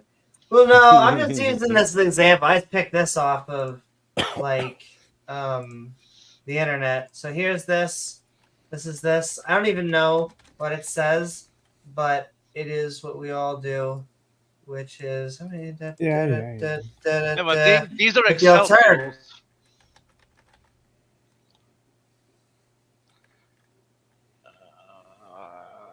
Let's see. What you need to make, and these are okay examples. Here we go. Here's a heat map, which is you not only have a table, but you're starting, and even this is I would do it just one color instead of multiple colors here. Maybe something like this. I don't already really see anything. Like I do see the. Oh, it's still showing the other one. Gosh, Yeah. darn it. That's what you get when you don't do present whole screen. Let's just do entire screen. Much easier. There we go. Here we go. Heat map. Much better. Because now you are taking some of the effort and you are starting some of the cognitive load, which is one of our terms that we should be telling our audience, in essence, what the results of the data that we have found. And with a heat map, you can just naturally go with darker colors, meaning more points, all the way down to a lot of grayscale. You really don't want to go overboard with just don't use colors to use color, make it mean things. But yes, they're way better if you have to use a table to sort things out. Yep. Here we go. Oh my god, I found something. Here we go. This is kind of something like that. Because this could be demonstrated at a table and our brains wouldn't know where to look. Now our brains know where to look. Our eyes get drawn to this. We kind of realize that this isn't a lot. And so good old blue color going on here. And then yes. Anyway, I've been kind of obsessed with this subject, actually. But it's good. I like this class because it's like this weird middle ground between like data science and graphic design. It's like you found the data. Do you also use Python then? Python? Yeah. I like Python. Python, the coding language. I'd recommend Python to anyone trying to learn compiler languages. Anyone trying to go from medium to hard. It's probably the easiest level compiler language I'd recommend. Yeah. Well, it's not Python. Python isn't really a compiler language. It's more of an interpretive language. The interpreter is made in C++. Well, no, a compiler is that it makes an executable file. Yeah, but the Python does the interpreter. The interpreter itself is the exe created in C++. I would have to double check that, but my main point is it separates itself out from compiler languages would be C++, or C and all its variants, Java, Python, and then it goes over here with the. But Python is created in C++. This is why they also have like an API that connects to C++, right? You could use Python scripts in C++ using the API. Feel free to look it up if you want. I'm just talking what I know. Oh no, I'm just what I know of Python is that it's still very high level language. You're still using a lot of English. not as forgiving as HTML, though HTML is really a markup language. It's not coding, but I have a question. Yes. I have a question. Is Python the full Monty? You know what? It's actually the name is actually based off Monty Python, so that's kind of funny that you should ask that. Like, you know, the programming language was named after Monty Python. So yes. Okay, why would they name it after Monty Python? Because the guy who created it was Because a it's fan. a silly walk. That's why. Okay. Waka waka waka. And all right, I think we are about to go into outros. Into the out. I thought we had Into started the doing out. that a while ago. I guess Yeah, not. you would think so. But we're running on Amy time, which means we're lucky we're getting out today. Wait, hold on. Is Amy time longer than Valve time? Because I'm still waiting for Half-Life 3. No. Unfortunately not. They don't know how to count to the number 3. No, they don't. Half-Life 1, Half-Life 2, Half-Life Alex, which technically counts as 3 or 2.1, 2.5, whatever. Just go ahead. It's okay. We'll get there one day. Yes. They're all just merging. That's the other thing that bothers. Just talking with Rachel. It's still, she's into games that are all Activision, and I'm kind of a Blizzard fangirl. And it's just interesting. Hi. Hi, Kitty. And Sunflower joining at the last moment. Oh, come on, man. Literally you know going. what? That's good, actually. We're literally going into intro outros. I'm trying to think if he should be first or last in this scenario. You know what? Because he's coming on for one. Well, the first will be last, and the last shall be first. First should be last, and the last. And pop goes the weasel.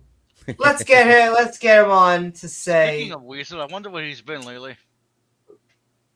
Oh, we're going into our outros, and it has been fun. We have been Midnight Ranting. That's true. Maybe we'll go in the opposite order because he's on, and let's get him in and get us all out. It has been fun in the sun. I can't rhyme anymore.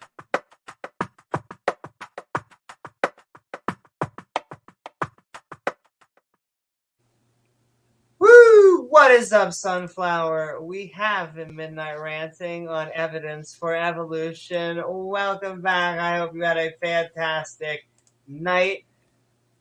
Where can people find you? What are your final thoughts? And I'm supposed to have a rule of thirds, and yet I don't. Whoops. So I had a fantastic night, Amy. Thank you for having me.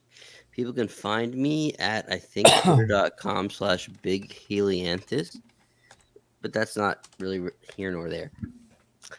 I just want to go out by saying, once again, thank you so much to Amy and James W. for being gracious hosts. I really do appreciate that. And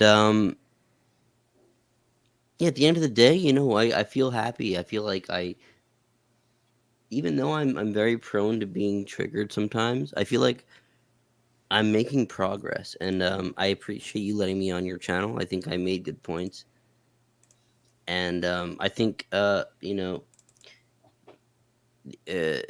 good character. If you have good character as a person, that goes a long way, and it persists. And you know, I think Amy and James do have good character, but there are people that come on here sometimes, and you know, sometimes they don't. But at the end of the day, you know what? I do try my best. To make good faith arguments. I do struggle with being triggered sometimes, but I do try to make good faith arguments, and I appreciate you letting me on your channel, Amy. Even you know, despite maybe we've we haven't really maybe we've like little had back and forth in the past, but nothing too bad. So you know, good character persists, and I'm thankful for that. And yeah, you know what? That's all I got to say. So to everyone you know, that really just wants to use me as an object of, you know, their whatever it is, you know what? I'm gonna try to do better. You know what? I'm gonna try to improve my behavior, even if I am flawed. So fine. So that's all I got to say. Thanks for everyone. Thank you for allowing me to participate. That's all I got. Thank you. Good night, guys. Woo-hoo. Thank you so very much, Sunflower. Lovely having you on. And all right, we are going to keep on going down. It was a lovely open mic. It was nice to hear from everybody. We are moving to Midnight Sparkle. Lovely having you on. As always, we have been looking for evidence for evolution. We have been having fun at our after party. I hope you did. What are your thoughts about the topic? I keep on trying to get my rule of thirds. It can't happen. I hope you had a fun time. I hope you click the button when I do that. And what are your final thoughts? Well, my thoughts about the topic, that I do think that evolution is an actual thing that happens in the world. I mean, if you want proof, just look at me, right? If evolution didn't exist, it didn't happen, albinos wouldn't exist. It's the evolution of the alleles that causes mutations. So if there wasn't that, you wouldn't have albinos. So there you go. Evolution wins. Woo-hoo! Thank you so very much. But it has been a while since I've been on here, so it's good that I came on, because I couldn't sleep. So I was like, you know what? Let me go online and see what's up. Oh, Amy's live. I click on. Oh, they're talking about epigenetics. I have to get in here. I have to talk about epigenetics. I have to, and I'm glad I came on. Sorry, I don't get to talk about these topics very often, right? It's not something I usually talk about. I want to. It's just, I don't know. The opportunity never presents itself. But thanks for having me on. And Sunflower, do better. Don't say you do better. Just do it. I'm done. Woo-hoo! Thank you so very much, Midnight. Lovely having you on as always. And all right, we're going to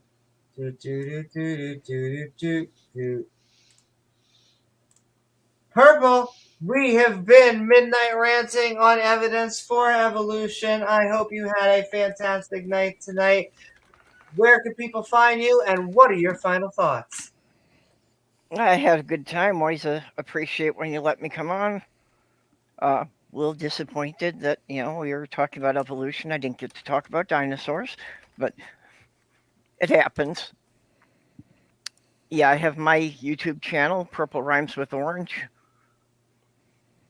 I've been out of town for a bit over a week, and my co-hosts, Mage Grey Wolf and Jenny Morgan, have been running the show, and it sounds like they're doing a better job than I do, so I may be out of a job by next week. Woo-hoo. Oh. I'm sending so much love, Purple. And keep on coming on. And I think, I didn't mean to say, I also now need to ask. I think I heard that wrong when I said woohoo. It's so instinctually in me that I think I almost... I am sending so much love to you, Purple. We're going to keep on moving down the list. And lovely seeing everyone in the Skeptic and Ranting community. We are going to Stephanie. Oh, hi. We have been Midnight Ranting. Holy shit, she's on the moon. I am on the moon along with my friends, Plato over here. How do they breathe? And Aristotle. Well, they breathe in the truth of the universe. They're from a time before oxygen was invented. It's just a movie set. There. They never Plato went there. And Aristotle, and of course Buzz Aldrin over, just above me. And I'm Stephanie Helms. I'm a sailmaker, but I talk crap every now and again. I'm somewhat well read. Anyway, from the moon, will be on tomorrow evening at 8:30, I believe. How many hours from now? I think let me just take a look here. No, it's not that one. No, it's that. No, it's Eastern. not that one. Yeah, 8:30 Eastern with Ember and Bree, talking about some of the ideas of the eminent evolutionary biologist, Dr. Richard Dawkins, and his recent descent into wingnuttery with one of the most wingnutty people on the planet. He conducted an interview with Helen Joyce, who's a bit of a problem. So we'll be talking about that. Hive Science, Hive Science and Ember, and me, Steffi Cat. That's my channel. I've been getting a little bit more active in of late, talking about stuff. Mostly, sometimes sailing, sometimes sailmaking. A lot of times talking about trans women in sport, because I am.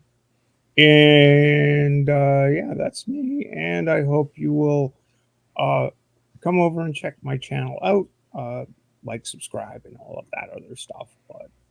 But go visit Ember. He's way better. Thank you so very much, Stephanie. Lovely having you on. And you couldn't have teed us up better. Some would say you even gave us a lovely transition. Okay, I'm just trying to use that as much as I can at this point. Amy, I got to say one other thing.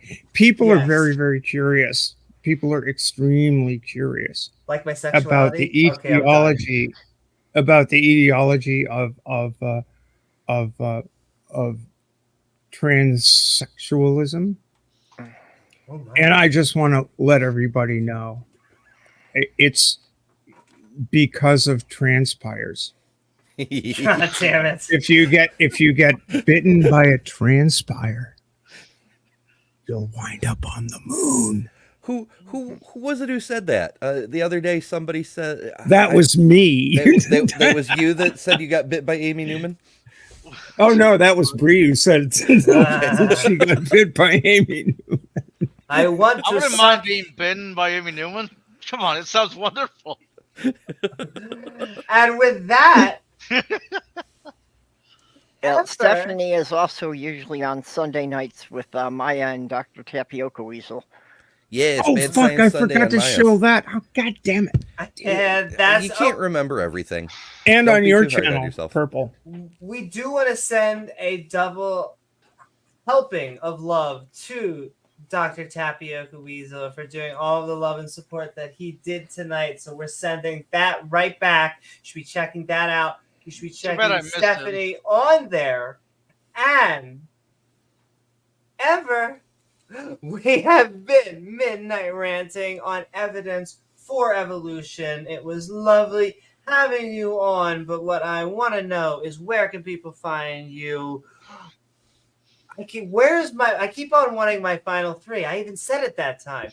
Did you have a fun time? Where can people find you? And what are your final thoughts? That's right, baby. I hit it. Yeah, we had some good ranting, and it was after midnight, so mission accomplished. Good stuff. People can find me at Better Than Ember. Easy enough, I suppose. Steph already did the pitch thing, so I will just treat you folks to this picture of young Patrick Stewart in a loincloth. Oh my! Brilliant! Wow. Yeah. Okay. Yeah, good times. Good times.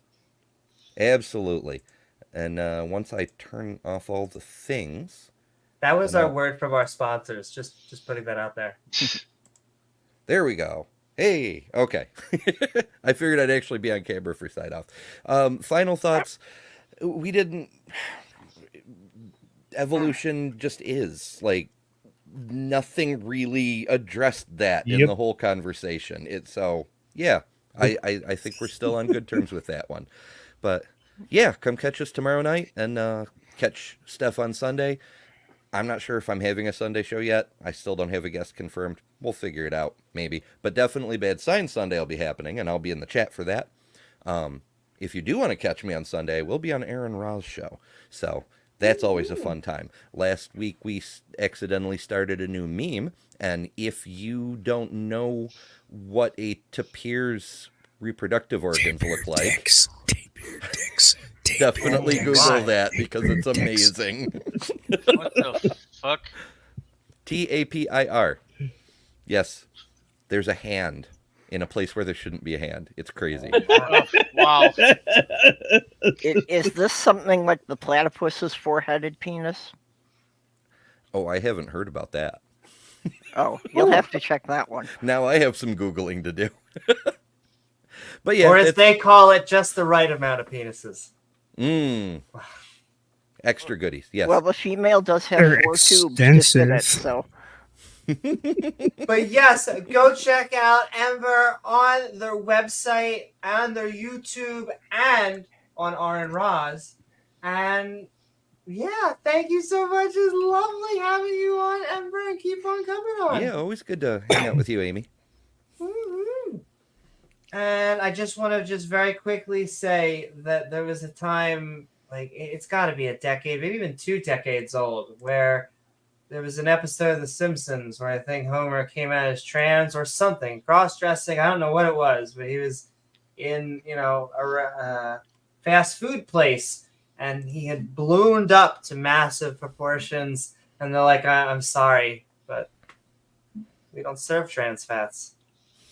An oldie but a goodie. Send in love, Beamsy. Are you sure you're not thinking of Family Guy? Because there was an episode. No. Oh, wait. No, maybe you're right. Maybe it was Family Guy. I'm trying to think. It was the male character. I thought it was The Simpsons. I'm pretty sure. But now I'm picturing it. It could be that, too.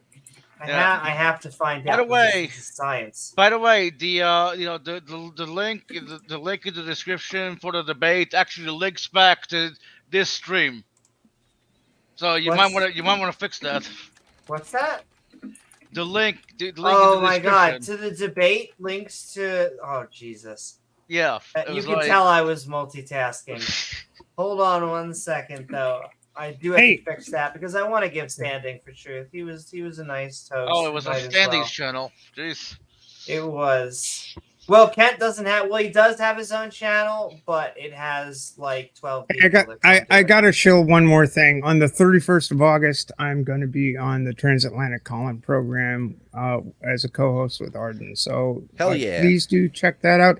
Everybody should check that. Check out Takis for a great show, great call-in show. Yeah, one of the most important shows on all of YouTube, if I do say so.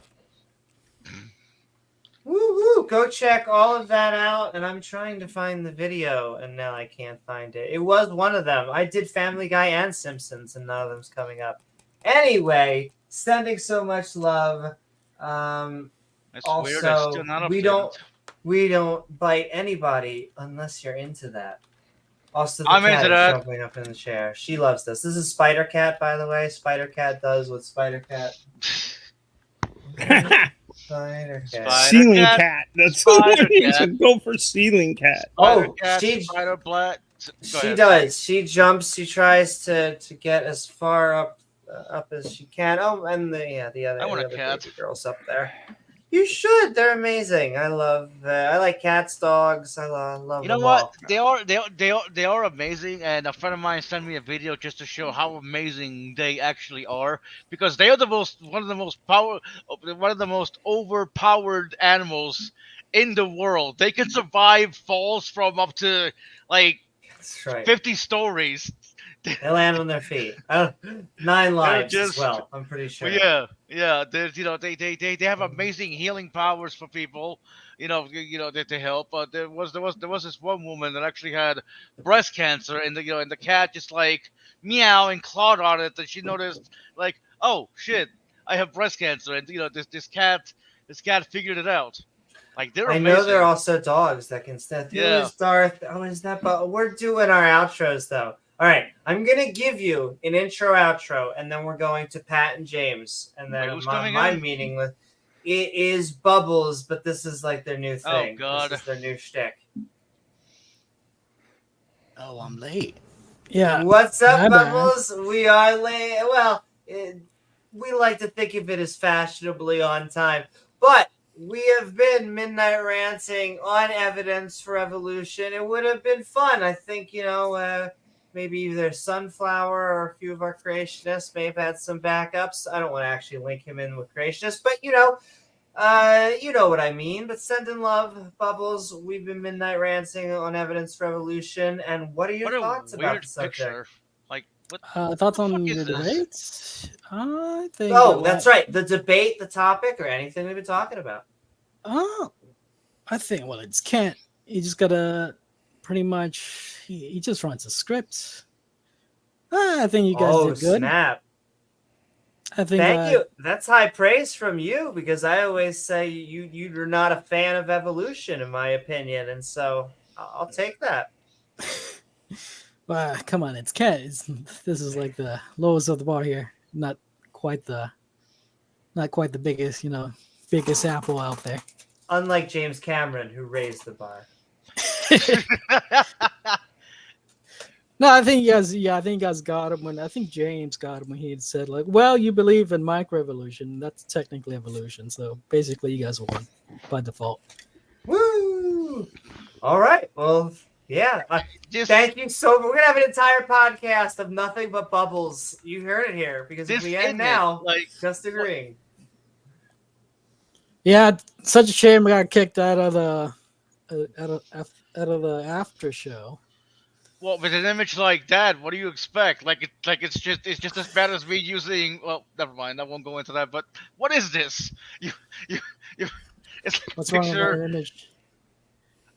You Where sexist? do I start? It's very did specifically you- what he looks for on OK Cupid. Did you see that sexist comment by Gutsy Gibbon? What's yes, sexist I'm comment? a woman. Yeah, Gutsy Gibbon made a sexist comment. I was like, that's I pretty think she hilarious. was meaning that tongue in cheek, though, as in, like, get it? Yeah, I'm a woman, you're not going to listen to me. Did Oh, she? yeah.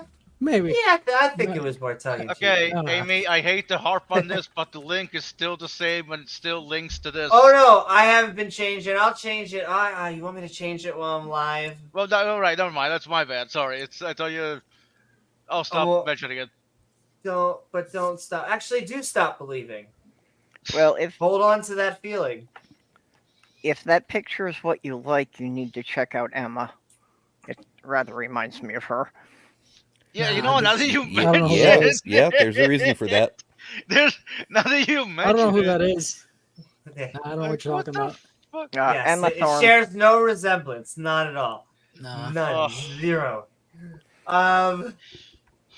With that, I think we're going to hand it over to, besides James and myself, our headliner for tonight, because we were going in, I don't actually know what order. We went in a order. If people could ask, they would say it is definitely a order. Pat, we have been Midnight Ranting on evidence for evolution. It has been lovely having you on. Where can people find you, and what are your final thoughts?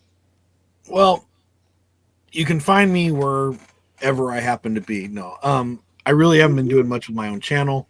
Been working on projects this summer. I just got back a couple weeks ago from my summer field work, so I have a lot of video that Amy's going to help me put into something eventually. I just want you to know that's a fantastic sentence. But giggity. So, Yeah, exactly. But, I do think I'll talk to Amy in the next few weeks about coming on and presenting some of the stuff I researched. I think some of you might like a change from the hard, intense, normal anger on Amy's channel to something a little more lighthearted as we go and talk to people about their modern interpretations of sacred space in a landscape in England. So a little more Pat being a researcher than being an angry guy on YouTube. So we'll work on that, get that out probably maybe this month, maybe next month. But yeah, I just like coming on and nice Why to see can't you everybody be- again. Why can't you be an angry researcher on YouTube? Well, I could be, but when I'm in the field, I'm not an angry researcher. Actually, my research. Those are called creationists. Oh, slam. But yeah, I got to spend a lot of time in Cornwall. That's where my research is focused. And so for those that don't know, my research is on the reinterpretation of and transference of sacred space in antiquity. So how did people over time use the same locations in different ways for religious worship, right? So it'll be pretty fun. I spent a lot of time at various quote-unquote holy sites in Scotland and Cornwall over the last couple of years, and I'm narrowing my research on Cornwall, so it'll be fun. And, you'll see a lot of modern interpretations as well. If you don't know what a Kuthi is, you will by the end of our show with Amy. Thank you so very much, Pat. And everyone should go check out the link pinned in chat, which is Pat's course upcoming. So go check out all that and more.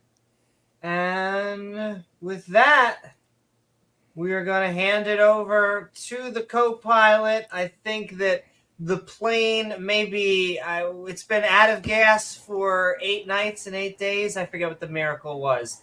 I always love that because it's like a holy event where they really had a good value.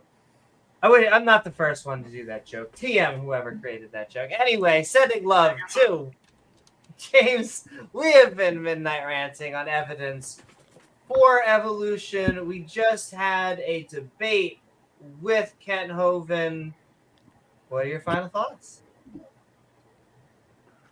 Yeah, the debate was a lot of fun. I thought we did good. Thanks everybody for coming to the after show, giving us feedback and some interesting conversations about the topic and various other unrelated topics that are still fun to talk about.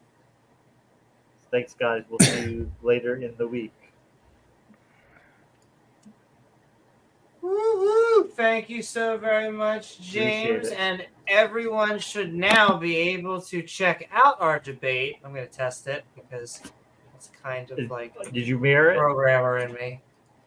No, it still does go. What the?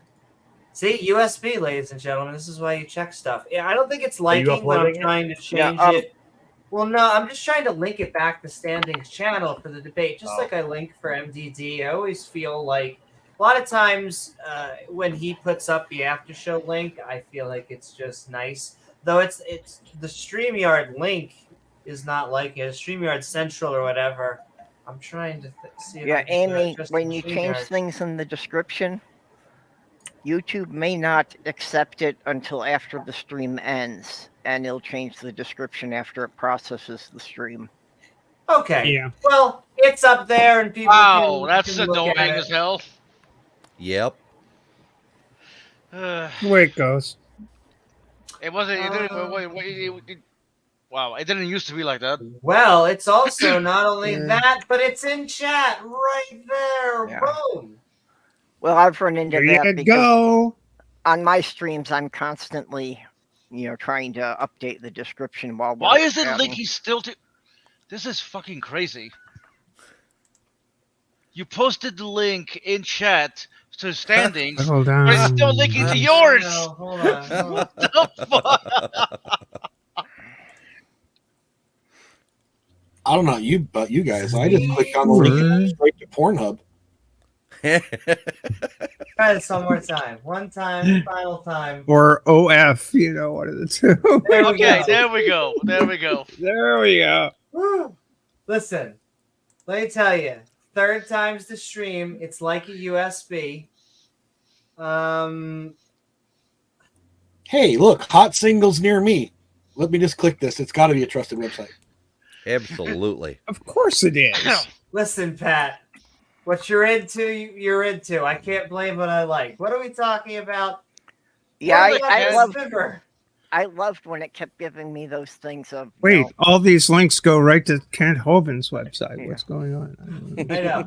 I loved when I lived in Michigan and I'd get those things that it would say, this hot woman is interested and she's 3 miles away from you. Oh, and it's like, I know that's bullshit because I'm related to everyone who lives in the county. That might be the most interesting hot date you ever go on. And that's right, Doorknob Head. My background is actually in basket weaving. So I wasn't worried about it until I clicked on the singles ads and it was my wife. It was all news to me now. Oh no, the county! It's all about kissing cousins, basically. Yeah. I was gonna say, Purple. There's some towns not far from me where the fact you're related would not necessarily disqualify a person from being attracted. Quit it, Dad! You're crushing my smokes. You know you're in the South when your family trees a shrub and a family reunion is an opportunity to pick up a hot chick. I wanted to rent a dominatrix. The fact that, we now both call her mommy. Things happen. Oh, James. All right. There's my fiver. If you would like to be produced by someone, I always say produced by someone produced by a Jewish space laser, but that would mean that I'm an inanimate object. Pew, pew, pew. By someone who's related to someone who may have a space laser. Ah, my God. They sent me to Hebrew school, and we had no training in any laser technology until we were old. It's crazy. This conversation is being recorded. Oh, shit. Run, everybody. What's up? Also, Randolph Richardson, James Wolfe, everyone sending so much who has been spending time with us. That is the truly. The fiver is always, that's when we're tucking out. In that case, I hope you all had a fun time on this episode of Midnight Ranting. Evidence for evolution? That's right. We threw the after party, or very specifically, I should say the after party of what? The after party of a debate that James W. and myself had on Standing for Truth's channel with Kent Hoven. But if you don't care about any of that, it was a fantastic ranting on evidence for evolution where we had an evolving good time. You can't miss the shticks. That's kind of, our bread and butter. Just like Kent never misses a dad joke. I think he was low on dad jokes tonight because I felt so good. It felt like clip your wings, clip the the certain chutzpahs that are hanging here. When you take pot shots at certain things, it doesn't make it as fun to call what we believe in a fairy tale. If I already said it, just makes it sound silly. Pay no attention to the kitty behind the curtain. Exactly. Yeah. There is exactly in this movie too. I think I Ken see had a a paw. good time. I think he did too. I see a James, paw. That looks cute. I think our debate style is, I think we take pot shots, but even so, we like to include the people that we're taking pot shots. Because it's like kind of bants and all that stuff. We've said mean things and we probably mean them. Nonetheless, we still can be nice in front of people and, try and use as much honey as we do vinegar. It was a good debate. I enjoyed it. What else was I saying? And if you enjoy the stream, like, share, subscribe. That's right. I'm trying to think. Do we do that first? You can feel the gears in this episode. Tell a friend. Here we go. Share. Post it on the socials. Exactly. All of them. You know what? I'm just gonna bring it out. Here we go. I want to. Oh, did you do Patreon yet? 4, 5, 6, 7. That is true. I have not done Patreon. I'll send it out there. I do that at the end only because I then say my name and then I'm like, okay, you said it. You said your name twice. That means that it's the end of the stream. Nonetheless, you brought it up, which is a fantastic time for me to show it. Thank you, wink, wink. So there it is, right there, with a pair. I wanted to rhyme something with queer, but I couldn't. Here, queer. There we go. Never fear. Never fear. It's Just grab a beer. Grab a beer. Exactly. That's You're such one a of dear. the A near steer of beer. the beer. Just stop and leer. Damn it. All of you are either mom and dads now. You are whether you want to be or not. The jokes. That is the type. Hey, of over the like course it. of 4 relationships, I helped raise 9 kids. Hells yeah.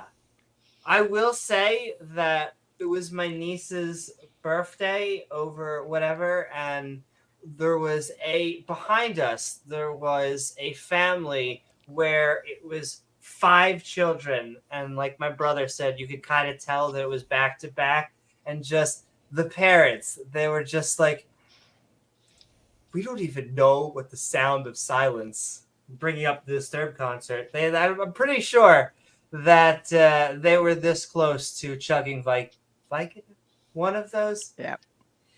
Sending so much love to parents of the world. You know you've had too many kids when you start giving them fucking numbers, though. That's the reality. 4. Hey, Amy, did you see Randolph's comment?